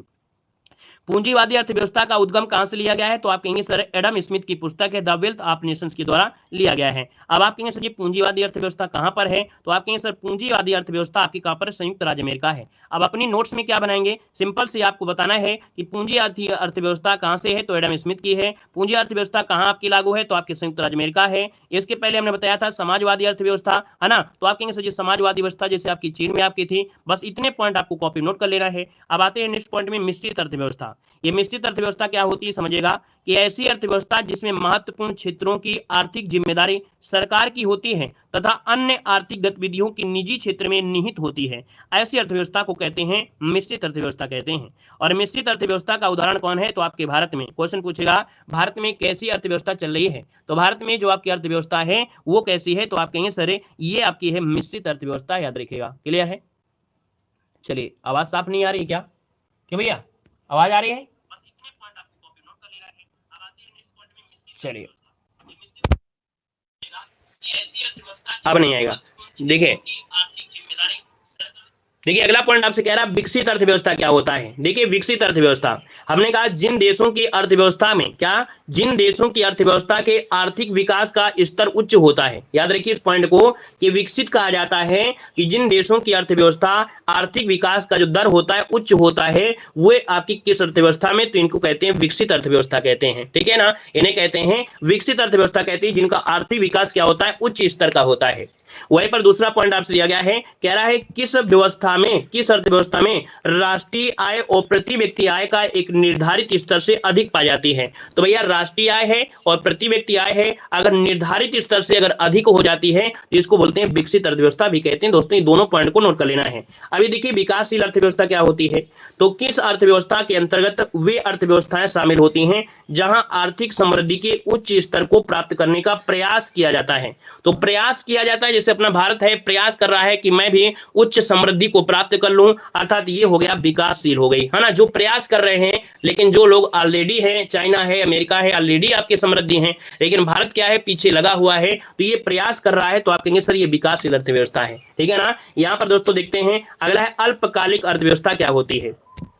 जिन अर्थव्यवस्थाओं में आर्थिक विकास या लोगों का रहन सहन काफी नीचा होता है ना, नीचा होता है, तो ऐसी अर्थव्यवस्था को कहते हैं अल्पकालिक अर्थव्यवस्था। क्या कहते हैं? अल्पकालिक अर्थव्यवस्था कहते हैं। अगला आपसे कह रहा है बंद अर्थव्यवस्था। एग्जाम में क्वेश्चन पूछेगा और एक भी क्वेश्चन बाहर नहीं जाएगा। हमने इसीलिए ये चीजें लिया है कि भैया जिनको बड़ा शौक है ऑब्जेक्टिव लगाने का, हमने इसीलिए, अभी भी आवाज हो रही है, भैया जिनको बड़ा शौक है ऑब्जेक्टिव, चलिए, है ना, कहा भैया कि जिनको पढ़ना है ऑब्जेक्टिव तो पढ़ लीजिएगा, लेकिन जो बच्चे कमजोर हैं, जिनको नहीं आती है, उनके लिए हमने यहाँ पर ऐसी क्लासेस रख दिया है कि आप पेड कोर्स में जाओगे तो भी आपको इस प्रकार से देखने को नहीं मिलेगा, जो आपको फ्री पढ़ा दें, और यहीं से आपको क्वेश्चन भी मिल जाएंगे एग्जाम में।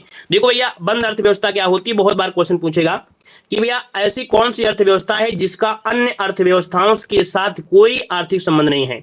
मतलब ना ही तो निर्यात होता है, ना ही आयात होता है, ना आप वहां को देते हैं, ना वहां से कुछ लेते हैं, तो ऐसी अर्थव्यवस्था को बोलते हैं क्या, यहाँ पर अंतरराष्ट्रीय व्यापार नगण्य होता है। मतलब बाहरी देशों को ना आप कुछ दे रहे हैं, ना ही ले रहे हैं, तो ऐसी अर्थव्यवस्था को बंद अर्थव्यवस्था कहते हैं। जैसे कि कोरोना काल हुआ था, कोरोना काल में क्या हुआ कि आपके यहाँ का जो सामान था आपके यहाँ पर था, दूसरे का यहाँ का नहीं आ रहा था, तो ऐसे में अर्थव्यवस्था क्या हो गई थी, बंद अर्थव्यवस्था हो गई थी, है ना। जब हमको अंतरराष्ट्रीय तरीके से ना आयात हो ना निर्यात हो, तो उसको बंद अर्थव्यवस्था कहते हैं, नोट कर लीजिएगा। यहाँ पर दिया गया है कि बंद अर्थव्यवस्था से क्या आशय है, मतलब शून्य आयात निर्यात, मतलब कोई प्रकार का प्रॉफिट नहीं हो रहा है अंतरराष्ट्रीय स्तर पर कि भैया वहां से कुछ आया है या गया है। अगला क्वेश्चन दिया है खुली अर्थव्यवस्था क्या होती है। देखिए खुली अर्थव्यवस्था क्या है, वह अर्थव्यवस्था जो विश्व के अन्य देशों के साथ वस्तुओं और सेवाओं के व्यापार और निवेश के लिए स्वतंत्र होती है। मतलब आप क्या कर रहे हैं कि अपने व्यापार को आप अन्य देशों के साथ व्यापार के लिए निवेश कर रहे हैं, आप स्वतंत्र हैं, आप बेच सकते हैं, वहां से खरीद सकते हैं, तो ऐसी अर्थव्यवस्था को बोलते हैं क्या, खुली अर्थव्यवस्था कहते हैं। और खुली अर्थव्यवस्था वर्तमान में विश्व की लगभग सभी हो गई है। मतलब हर देश में, हर देश की अर्थव्यवस्था खुली अर्थव्यवस्था, इस बात को याद रख लेना है, क्योंकि हर देश किसी न किसी देश पर निर्भर है, वहां से कुछ लेता है तो वहां से कुछ देता है ना। तो ये होता है क्या, आपकी खुली अर्थव्यवस्था। उम्मीद है ये पॉइंट आपको समझ में आ रहे होंगे। अभी तक आपने पढ़ा था, है ना, कंफ्यूजन था, लेकिन आज के बाद कंफ्यूजन नहीं होगा। इस वीडियो को देखने के बाद आप कहोगे सर इकोनॉमिक्स की सबसे सरल होती है, इकोनॉमिक्स को बस सबसे सरल आपको सब्जेक्ट बना देना है। देखो कह रहा है कि आपसे कह रहा है भारतीय अर्थव्यवस्था का वर्गीकरण। देखिए अर्थव्यवस्था को आर्थिक गतिविधियों के आधार पर कितने वर्गों में बांटा जाता है, तो आप कहेंगे सर ये 3 क्षेत्रों में बांटते हैं, जहां से क्वेश्चन बनता है, सबसे ज्यादा क्वेश्चन यहीं से बनता है। अभी देखना एग्जाम में यहां से मिलेंगे कितने क्वेश्चन। कह रहा है अर्थव्यवस्था को आर्थिक गतिविधियों के आधार पर कितने क्षेत्रों में, तो आप कहेंगे 3 क्षेत्र। ये 3 क्षेत्र कौन होते हैं, तो आप कहेंगे सर ये 3 क्षेत्र होते हैं, प्राथमिक क्षेत्र होता है, द्वितीय क्षेत्र होता है और तृतीय क्षेत्र होता है। तृतीय क्षेत्र को हम लोग सेवा क्षेत्र कहते हैं। क्या बोलते हैं, सेवा क्षेत्र कहा जाता है, याद रखिएगा। अब देखिए यहाँ पर पॉइंट क्या कह रहा है, वह क्षेत्र जहां प्राकृतिक संसाधनों को उत्पाद के रूप में प्राप्त किया जाता है, ऐसे क्षेत्र को कहते हैं प्राथमिक क्षेत्र। मतलब यह हुआ कि जो आपकी प्रकृति ने दिया है, आप लोगों को मुफ्त में दिया है, आपको फ्री में दिया है, वो होता है प्राथमिक क्षेत्र होता है। जैसे कृषि है, ये प्रकृति ने दिया है, मछली आपके ये प्रकृति ने दिया है, तो जो प्रकृति से मिलता है ये होता है प्राथमिक क्षेत्र में होता है। अब कौन कौन सी चीज आते हैं प्राथमिक क्षेत्र में, अपनी कॉपी में इनको नोट कर लीजिएगा। देखिए भैया जैसे कृषि है, यहाँ पर पशुपालन है, मत्स्य पालन है, वन है, खनन है, उत्खनन है, ये होते हैं आपके कैसे प्राथमिक क्षेत्र होते हैं, क्योंकि इनकी प्राप्ति हम लोग कैसे करते हैं, प्राकृतिक स्तर पर करते हैं, भगवान की देन आपकी है, ठीक है ना। यहाँ पर देखिए अगला क्वेश्चन दिया गया है कि वह क्षेत्र जो प्राथमिक क्षेत्र के उत्पादों को अपनी गतिविधियों में कच्चे माल के रूप में प्रयोग करते हैं, ऐसे क्षेत्र क्या कहते हैं। मतलब जो किसान से यहाँ पर लोग लेके जाते हैं, उसका प्रयोग बड़े स्तर पर करने लगते हैं, उसका प्रयोग जो करते हैं अपनी गतिविधियों के रूप में, उसको कच्चा माल समझ लेते हैं, तो ये हो जाता है द्वितीय क्षेत्र, हो जाता है द्वितीय क्षेत्र, ठीक है ना। अब कौन सा क्षेत्र भारत का सबसे बड़ा नियोक्ता है, तो भैया ये था आपका कौन, प्राथमिक क्षेत्र। पेड एग्जाम 2022 में क्वेश्चन आपका पूछा भी गया था। दोस्तों दिया गया है द्वितीय क्षेत्र को अन्य किस नाम से जानते हैं, तो द्वितीय क्षेत्र को विनिर्माण क्षेत्र या औद्योगिक क्षेत्र भी कहा जाता है। अगला दिया है द्वितीय क्षेत्र के अंतर्गत क्या क्या शामिल है। अब देखिए द्वितीय क्षेत्र में क्या होते हैं, वाहन उद्योग हो गया, वस्त्र उद्योग हो गया, फर्नीचर उद्योग हो गया, लौह उद्योग हो गया। हमने कहा कि सर जी द्वितीय आपका जो आया तो कैसे आया, ये आया कैसे, हमने बताया वाहन उद्योग, वाहन की जरूरत पड़ी जब लौह इस्पात आया। वस्त्र आपका कहां से आया था, वस्त्र कहां से आया, आपके प्राथमिक क्षेत्र से, और वस्त्र को बना दिया उद्योग, तो ये वस्त्र उद्योग गया द्वितीय क्षेत्र में। फर्नीचर कैसे आई, तो आपकी पेड़ों से आया, मतलब प्राथमिक से आया और बना दिया उद्योग, तो ये हो गया क्या, फर्नीचर उद्योग, ये हो गया द्वितीय पंचवर्षीय योजना में। लौ भी आया कहां से, तो प्रकृति से आया, अब ये उद्योग के रूप में करने लगे, तो ये भी क्या हो गया, द्वितीय क्षेत्र में है। उम्मीद है कि ऐसे तरीके से आपने अभी तक पढ़ा नहीं होगा। यहां पर देखिए आपको समझ में आ गया कि पहला क्षेत्र क्या है, द्वितीय क्षेत्र क्या है। अब आप पढ़ना है तीसरी क्षेत्र में।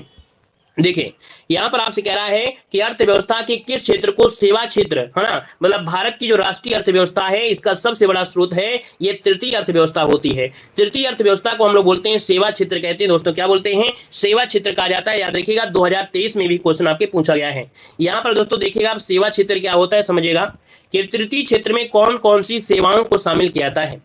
तो हमने कहा सर जी जैसे व्यापार किया जाता है ये आपको सेवा है, यहाँ पर परिवहन आपको सेवा ही दे रहा है, बैंक आपको क्या करते हैं, सेवा ही देते हैं, बोलते हैं आइए सर थोड़ा पानी पी लीजिए, थोड़ा चाय पी लीजिए, जब बड़े बड़े लोग पहुंचते हैं तो ऐसा होता है। चिकित्सा भी आपको सेवा ही दे रहे हैं, शिक्षा क्या है भैया, सेवा ही है, हम भी आपकी सेवा ही कर रहे हैं। यहाँ पर पर्यटन क्या है, तो ये भी क्या है, पर्यटन भी आपको सेवा दे रहे हैं। यहाँ पर संचार है, बीमा है, ये जो होती हैं आपकी क्या, तो आपकी आते हैं आपके तृतीय क्षेत्र में। अगर पूछे पंडित जी आपके होते हैं, पंडित एक ही क्षेत्र में आते हैं, तो भैया पंडित जो आपके हैं ये भी सेवा क्षेत्र में ही आते हैं, ठीक है ना, आपके सेवा क्षेत्र में ही आते हैं। अगले पॉइंट में आइएगा, अगला पॉइंट आपसे कह रहा है कि किसी अर्थव्यवस्था की उसकी सकल आय में विभिन्न क्षेत्रों के योगदान के आधार पर अर्थव्यवस्था कितने प्रकार की होती है। तो याद रखिए किसी अर्थव्यवस्था की उसकी सकल आय में विभिन्न क्षेत्रों के योगदान के अर्थव्यवस्था कितने प्रकार की, तो 3 प्रकार की होती है। एक तो कृषक होती है, औद्योगिक होती है और सेवा होती है। अभी बताया ना 3 प्रकार के, तो वही 3 प्रकार हो गए, कृषक हो गया, औद्योगिक हो गया और सेवा हो गई। यहां पर आते हैं बेरोजगारी। चलिए बेरोजगारी क्या होती है आपने पढ़ा होगा, लेकिन आज आपको अच्छे तरीके से देखना भी है। भैया बेरोजगारी क्या है कि कार्य करने की इच्छुक व्यक्ति को जब प्रति वर्ष 180 दिन तक कार्य ना मिले तो इस स्थिति को कहते हैं बेरोजगारी। हमें समझ में आ रहा होगा कि भैया बेरोजगार किसे कहते हैं, जो भैया काम करने का इच्छुक है, भैया जो काम करने का इच्छुक ही नहीं है, वो जॉब लेने का इच्छुक ही नहीं है, वो पढ़ता ही नहीं है, तो उसको क्या जॉब मिल जाएगी। हमने कहा जॉब उसको मिलेगी जो मेहनत करेगा, जो इच्छुक होगा, बस सोच लेने से कुछ होता नहीं है। उसी प्रकार से यहाँ पर बेरोजगारी है, अगर वो कुछ करने का इच्छुक है और अगर 180 दिन तक उसको कार्य नहीं मिलता है तो इसको बेरोजगारी कहा जाता है। याद रखिएगा, इस बात को नोट कर लीजिएगा। अगला पॉइंट आपसे कह रहा है कि भारत में कर्मचारियों हेतु क्या दिया है, कि भारत में कर्मचारियों हेतु जो भत्ता तय करने का आधार होता है ये क्या होता है। तो भारत में कर्मचारियों हेतु महंगाई भत्ता जो होता है उपभोक्ता मूल्य सूचकांक के आधार पर होता है, उपभोक्ता मूल्य सूचकांक हो जाएगा। अगला दिया है संरचनात्मक बेरोजगारी क्या होती है, इसको समझिएगा। संरचनात्मक बेरोजगारी किसी देश में तकनीकी परिवर्तन या उत्पादन इकाइयों में कमी के कारण फैली बेरोजगारी को कहते हैं संरचनात्मक बेरोजगारी कहते हैं। मतलब जैसे भारत में है तकनीकी परिवर्तन है, तकनीकी का सही से सुविधा नहीं है, उत्पादन इकाइयां नहीं है, तो ऐसी उत्पादन इकाई उसी इकाई को हम बोलते हैं संरचनात्मक बेरोजगारी। क्या कहते हैं, संरचनात्मक बेरोजगारी कहते हैं। अगर हमारे पास हर वो सुविधा मिल जाए तो हम भी एक नंबर 1 हो जाएंगे। हमारे पास कमी है तकनीकी का, हमारे पास कमी है उत्पादन इकाइयों का, तो हम कहेंगे सर ऐसी बेरोजगारी होती है संरचनात्मक बेरोजगारी होती है। आगे बढ़िए, क्वेश्चन आपसे दिया गया है कि भारत में सर्वाधिक किस प्रकार की बेरोजगारी है। तो आप कहेंगे सर जी भारत में यही बेरोजगारी तो है सबसे बड़ी समस्या कि यहाँ पर तकनीकी का ज्ञान अच्छी तरीके से उत्पादन नहीं है, तो आप कहेंगे संरचनात्मक बेरोजगारी आपके भारत की सबसे बड़ी समस्या आपकी है। यहाँ पर आते हैं, अगला पॉइंट है चक्रीय बेरोजगारी क्या होती है। देखिए भैया चक्रीय बेरोजगारी क्या है, किसी देश में मंदी प्रवेश के कारण फैली अल्पकालिक जो आपकी बेरोजगारी होती है इसको चक्रीय बेरोजगारी कहते हैं। मतलब किसी भी देश में अगर मंदी आ जाती है, और मंदी आ जाती है तो पहले ऐसी जो आपकी व्यवस्था होती है ये चक्रीय बेरोजगारी होती है, क्योंकि हर समय तो होता नहीं है, कुछ ना कुछ समय बाद तो परिवर्तन होगा ही होगा। मंदी आई है तो इसका कहने कहीं महंगाई भी होगा, तो भैया मंदी प्रवेश के कारण फैली अल्पकालिक होती चक्रीय बेरोजगारी कहते हैं। यहाँ पर आते हैं, अगला पॉइंट आपसे कह रहा है प्रच्छन्न बेरोजगारी या छिपी हुई बेरोजगारी किसे कहते हैं, जो कि आपकी क्वेश्चन आपको मिलने वाला है, यहीं से मिलेगा, याद रखिएगा। अधिक व्यक्तियों की संख्या को क्या कहते हैं, तो यहाँ पर इसको बोलते हैं प्रच्छन्न बेरोजगारी। मतलब हमने कहा कि सर जी जरूरत होती है मात्र यहाँ पर देखा जाए 2 लोगों की, लेकिन कहते हैं आओ यार तुम भी चलो और यार तुम भी चलो, तो ऐसी स्थिति में क्या होती है, लोग ज्यादा हो जाते हैं। वही काम जिसमें से 500 रुपए आपको मिलना था, अगर तो कर लेते तो आपको सिर्फ कितने मिल जाते, 500 मिल जाते। लेकिन आपने कहा चलो यार जल्दी चलते हैं, लिवा लेते हैं, थोड़ा आराम करेंगे, तो उसमें क्या हुआ, वो 500 डिस्ट्रीब्यूट हो गए लोगों के बीच, तो ये हो जाती है प्रच्छन्न बेरोजगारी। अब ऐसी बेरोजगारी मिलती कहां पर है, आपको कृषि क्षेत्र मिलती है। जैसे बता दें कि कोई काम आपका है, यहां पर 5 लोग कर सकते थे, लेकिन यह हुआ कि घर के जितने भी मेंबर हैं कहते हैं खाना बाद में बनाना है ना, खाना बाद में बनाना, चलो खेत में जल्दी जल्दी से वहां पर मिर्चा तोड़ लेते हैं, तो भैया सबको लिवा गए। चाहते तो 4 लोग भी तोड़ जाते, नहीं घर में 10 मेंबर थे 10 को लिवा गए। तो ऐसी बेरोजगारी होती है, छिपी हुई बेरोजगारी। तो यहां पर देखिए इसको पढ़िएगा, कह रहा है किसी कार्य को पूर्ण करने में जरूरत से अधिक व्यक्तियों की संख्या को कहते हैं प्रच्छन्न या छिपी हुई बेरोजगारी कहा जाता है। दोस्तों यहां पर देखा जाए तो आपका दिया गया है कि कृषि क्षेत्र में किस प्रकार की बेरोजगारी है, तो आप कहेंगे सर कृषि क्षेत्र में बेरोजगारी कैसी है, प्रच्छन्न बेरोजगारी की समस्या देखने को मिलती है। यहां पर दिया है मौसमी बेरोजगारी क्या होती है। हमने कहा सर मौसमी बेरोजगारी की अगर बात कर लेते हैं तो जब मौसमी घटनाओं के कारण रोजगार के अवसर समाप्त हो जाते हैं तो इसे कहते हैं मौसमी बेरोजगारी कहते हैं। अब देखिए मौसमी बेरोजगारी मतलब होता है जैसे आपका कृषि क्षेत्र है, अब इसमें गेहूं आपने बो दिया, अब गेहूं बो दिया तो आप गेहूं के खेत में बैठे थोड़ो रहते हैं कि बैठे बैठे देख रहे हैं गेहूं कब उगेगा, गेहूं कब उगेगा, कब काटेंगे कब, ये तो नहीं करते ना। गेहूं बो दिया, अब तो भैया मालूम है इसमें पानी लगाना पड़ेगा, बाकी फ्री है, बहुत लोग इसका फायदा उठा लेते हैं, है ना, गेहूं बो लेते हैं बाहर कमाने चले जाते हैं, उसका फायदा उठा लेते हैं। तो भैया जो मौसमी बेरोजगारी होती है आपकी कृषि क्षेत्र में सबसे ज्यादा मौसमी बेरोजगारी देखने को मिलते हैं कृषि क्षेत्र में, है ना, क्योंकि भैया मौसमी घटनाओं के कारण भैया अब तो आपको कार्य मिलेगा नहीं, जब नहीं मिलेगा तो भैया ये होता है कृषि क्षेत्र। समझ में आ रहा है कि नहीं आ रहा है कि भैया ऐसा ही केवल हम अल्लाह मार रहे हैं और आपको बस सुनते जा रहे हैं, पंडित जी की तरह कथा हम सुना रहे हैं और आप सुनते जा रहे हैं, कुछ आपको समझ में आ रहा है कि नहीं आ रहा है। थोड़ा सा अपना बहुमूल्य समय दीजिए, हम आपके बहुमूल्य समय को इतना बहुमूल्य बना देंगे जीवन में भी आपको याद रहेंगी चीजें। यहां पर देखिए अगला पॉइंट दिया है खुली बेरोजगारी क्या है। खुली बेरोजगारी कह रहा है योग्यता के होते हुए भी किसी व्यक्ति को रोजगार न मिलना, ये क्या कहलाता है। तो कहेंगे सर जी भारत में बड़ी समस्या हो गई है। क्या समस्या है कि मेरे पास योग्यता है, मैं बीएड डिग्री धारक हूं, मैं इंजीनियर हूं, लेकिन आज भी मुझको जॉब नहीं मिल रही है। ये है आपकी खुली बेरोजगारी जिसको लोग देख रहे हैं, है ना। लोग क्या करते हैं, पकौड़े बेच रहे हैं, चाय बेच रहे हैं, है ना, कोई बोलता है एमबीए चाय वाला, कोई बोलता है बीटेक चाय वाला, कोई बोलता है कुछ, योग्यता उसके पास है लेकिन फिर भी यहाँ पर रोजगार नहीं मिल रहा है, इसे बोलते हैं खुली बेरोजगारी कहते हैं, ठीक है ना। अब आते हैं अगले पॉइंट में। अगला पॉइंट दिया गया है कि घर्षण जनित बेरोजगारी अथवा प्रतिशोधात्मक बेरोजगारी क्या होती है। इसको देखिएगा, एक से दूसरे रोजगार में प्रवेश करते समय अल्प अवधि की बेरोजगारी क्या होती है, घर्षण जनित बेरोजगारी होती है। मतलब कह रहा है फिर समझिए, एक से दूसरे रोजगार में प्रवेश करते समय अल्प अवधि की जो बेरोजगारी होती है वो घर्षण जनित बेरोजगारी होती है। मतलब ये हुआ कि भैया हमने क्या किया, हमने यहाँ पर किया एक कारखाना खोल लिया बर्फ फैक्ट्री का, किसका, बर्फ फैक्ट्री का, लेकिन क्या हुआ हमको फायदा नहीं हो रहा था। हमको लगा कि कोई बर्फ ज्यादा नहीं खा रहा है, मीठी चीजें नहीं खा रहा है, लेकिन बाहर जो फुल्की लगाए हुए हैं, जो बतासा का ठेलिया लगाए हुए हैं, उसकी तो भैया दिन में 1000 की बिक्री हो जाती है। तो आपने क्या किया कि आपने प्लानिंग बनाने लगे कि प्लानिंग बनाना है कि भैया अब हमको क्या करना है, हमको भी फुल्की बेचना है, हमको भी चाट बेचना है। तो आप क्या करेंगे, अब 2-4 दिन के लिए बर्फ का काम बंद करेंगे कि नहीं करेंगे। जब काम बंद करेंगे तभी तो दूसरे काम पे जा पहुंचेंगे। तो भैया आपको जो समय लग गया 1 महीना का ये अपना फुल्की का सामान लाने में, इकट्ठा करने में, तो ये जो समय हो गया, गैपिंग हो गया, ये होता है घर्षण जनित बेरोजगारी होती है। समझ में आ रहा होगा। आगे बढ़िए, क्वेश्चन आपसे दिया गया है, कह रहा है भारत में बेरोजगारी संबंधित आंकड़े कौन जारी करता है। ये जो बेरोजगार फैल रहे हैं ये बेरोजगार हैं क्या, ये कौन जारी कर देता है। तो आप कहेंगे राष्ट्रीय नमूना सर्वेक्षण कार्यालय। राष्ट्रीय नमूना सर्वेक्षण कार्यालय भारत में बेरोजगारी से संबंधित आंकड़े को जारी करता है। कहते हैं ना कि भारत में सबसे ज्यादा बेरोजगार कौन है ना, कौन सा क्षेत्र अच्छा चल रहा है, कौन सा नहीं चल रहा है, यह होता है राष्ट्रीय नमूना सर्वेक्षण कार्यालय। अगला दिया गया है कि भारत में बेरोजगारी मापन के लिए कौन सी विधियां हैं। तो सबसे कहेंगे समान स्तर है, चालू साप्ताहिक स्तर है, चालू दैनिक स्तर है, इससे हम लोग बेरोजगारी माप सकते हैं। अब आते हैं भारतीय मुद्रा और बैंकिंग से। एक क्वेश्चन आपको यहां से मिलना है, छपा हुआ मिलेगा। देखो भैया आपसे आ गया है टॉपिक है भारतीय मुद्रा और बैंकिंग। देखिए ऐसी वस्तु जिसके चारों ओर उस देश की अर्थव्यवस्था चक्कर लगाती है। क्या? ऐसी वस्तु जिसके चारों ओर उस देश की अर्थव्यवस्था चक्कर लगाती है उसे कहते हैं मुद्रा। भैया मुद्रा और ये पैसा ही ऐसी चीज है जिसके पीछे दुनिया पागल है। उस देश की अर्थव्यवस्था पूरी उसी पर डिपेंड है। आपके पास पैसा है तो सब कुछ है। तो याद रखिएगा, ऐसी वस्तु जिसके चारों ओर उस देश की अर्थव्यवस्था चक्कर लगाती है ये होता है मुद्रा होता है। दोस्तों आपसे पूछे कि आरबीआई को मुद्रा निर्गमन का अधिकार कब दिया गया? जो आपकी आरबीआई है ये मुद्रा को छाप सकती है, ये निर्गमन कर सकती है, ये 1935 में ये अधिकार दिया गया था। दोस्तों याद रखिएगा। अगला है कि स्वतंत्रता से पहले भारत की मुद्रा किसके चित्र पर अंकित थी? तो स्वतंत्रता से पहले भारत की जो मुद्रा थी इस पर जो चित्र था ये जॉर्ज पंचम और जॉर्ज षष्टम, जो आपके जॉर्ज पंचम आपके ब्रिटेन के थे, जॉर्ज षष्टम थे, उनका ही मुद्राओं में क्या था? चित्रांकन था। लेकिन फिर क्या हुआ उसको देखिए कि 1947 में पत्र मुद्रा जिसके चित्र पर अंकित किए गए अशोक स्तंभ था। दोस्तों याद रखिएगा, मतलब पत्र मुद्रा था जो नोट आए उनमें से देखा जाए अशोक स्तंभ छपने लगा था। अगला आपसे कह रहा है कि भैया गांधी जी की बात आती है, गांधी जी के चित्र वाला 5 रुपए का नोट पहली बार कब जारी हुआ था?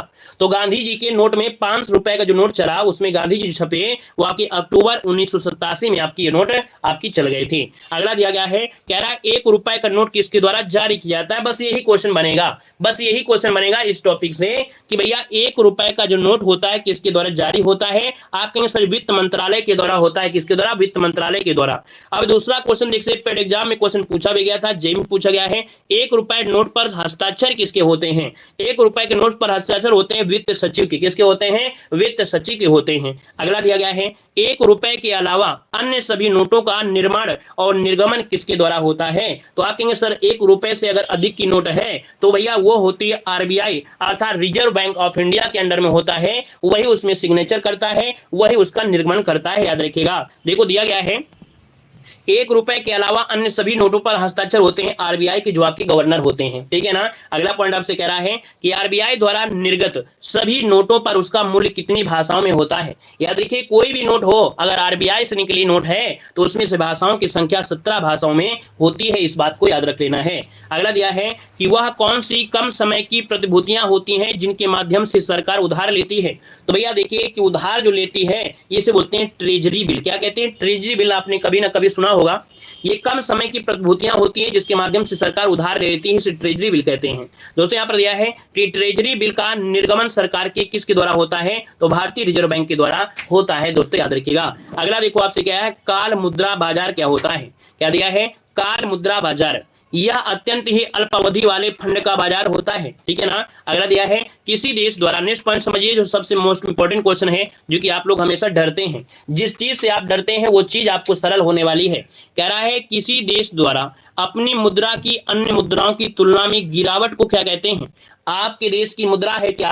आपके देश की मुद्रा है मान लीजिए 10 रुपया, है ना। और 10 रुपए ना बोलिए, हम आपको बताते हैं जैसे आपकी मुद्रा है यहाँ पर कितना है, आपकी नहीं मुद्रा, आपके जैसे अमेरिका की है 82 रुपया है, आपकी 82 रुपया, है ना। मतलब अपने भारत में अगर हमको डॉलर लेना है, $1 अगर अमेरिका से लेना है तो आपको 82 रुपया चुकाना पड़ेगा। मतलब 1 और 82 कितने जमीन आसमान का अंतर है। अर्थात कि आपकी मुद्रा में अन्य मुद्राओं की तुलना में गिरावट देखने को मिल रही है तो आप मुद्रा का अवमूल्यन कर दिया जाता है। क्या? मुद्रा का अवमूल्यन कर दिया। नई मुद्रा को अपनाना क्या कहलाता है? अब इस बात को समझिए कि काले धन को समाप्त करना है। लोगों ने पैसा ठेस ठेस के भर लिया है। कौन लोग? हम लोगों की बात नहीं है, नेता लोग हैं। जैसे कर्नाटक में सबसे ज्यादा अमीर क्या है? विधायक पूरे भारत में सबसे ज्यादा अमीर जो आपके अरबपति हैं वो आपकी कर्नाटक में हैं। याद रखिएगा। तो एक काला धन इकट्ठा करे रहते हैं कि हाँ जब चुनाव आएगा तो हम सब खरीद लेंगे, किसी को 10,000, किसी को 20,000, किसी को 30,000 रुपए में। तो ये काला धन होता है दोस्तों। काले धन को समाप्त करना, पुरानी मुद्रा को समाप्त करके नई मुद्रा को अगर अपनाना, ये होता है विमुद्रीकरण होता है। जैसे मोदी जी ने क्या किया था अभी 2016 में किया था। यहां पर देखो दिया भारत में नोटबंदी या इसे बोलते हैं विमुद्रीकरण कब हुआ था? तो देखिए हमने कहा भारत में नोटबंदी और विमुद्रीकरण ये आपका 8 नवंबर 2016 को हुआ था, जो कि आपने पढ़ा भी था, है ना। यहाँ पर कह रहा है भारत में स्वतंत्रता के बाद कितनी बार नोटबंदी हुई? तो कहेंगे 78 में हुई और 2016 में हुई थी। इसके बाद 48 के समय हुई थी, तो आप कहेंगे 2 बार आपका हुआ है। अगला दिया गया है कि मुद्रा का मूल्य बढ़ने के फलस्वरूप सेवा और वस्तु के मूल्य का गिरना, ये होता है मुद्रा संकुचन। इस बात को याद रखिए कि मुद्रा का मूल्य अगर बढ़ रहा है और भैया ऐसी स्थिति में सेवा और वस्तु का मूल्य गिर रहा है तो ये मुद्रा संकुचन होता है। लेकिन इसी का अगर उल्टा हो जाए कि भैया मुद्रा का मूल्य क्या रहा है, गिर रहा है, और वस्तु और सेवा का मूल्य बढ़ रहा है, तो भैया वो क्या होता है, जो कि अभी आपको देखने को मिलेगा। भैया याद रखिएगा, यहाँ पर कह रहा है कि एटीएम का पूर्ण रूप इनमें से क्या होता है। एटीएम का पूरा नाम होता है ऑटोमेटेड टेलर मशीन। क्या होता है, ऑटोमेटेड टेलर मशीन होता है, याद रखिए। अगला है स्मार्ट मनी शब्द का प्रयोग किसके लिए होता है। तो स्मार्ट शब्द जो आपका मनी है ये क्रेडिट कार्ड के लिए होता है, क्रेडिट कार्ड के लिए प्रयोग किया जाता है। अगला दिया गया है इस प्लास्टिक मनी किसे कहते हैं। प्लास्टिक मनी कहते हैं क्रेडिट कार्ड को, कहते हैं क्रेडिट कार्ड को ही कहते हैं। यहाँ पर देखिए अगला पॉइंट दिया है भारत में बैंकिंग का इतिहास। और भारत में बैंकिंग के इतिहास की बात करते हैं तो अब इसको यहीं पर रखते हैं, क्योंकि बैंक से रिलेटेड आप लोग समझदार हो, आप लोग पढ़ भी सकते हैं ना।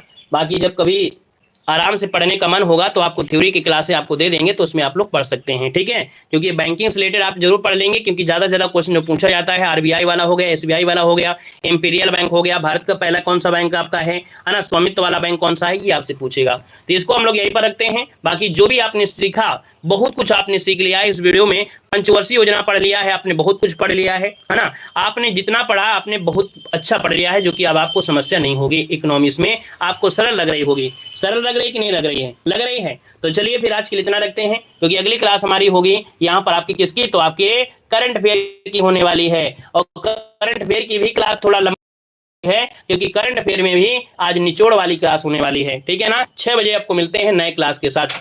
इजाजत हो तो भैया क्लास को स्टॉप किया जाए, कि भैया क्लास को स्टार्ट किया जाए यहीं पर, फिर हम लोग मिलते हैं 6 बजे, ठीक है।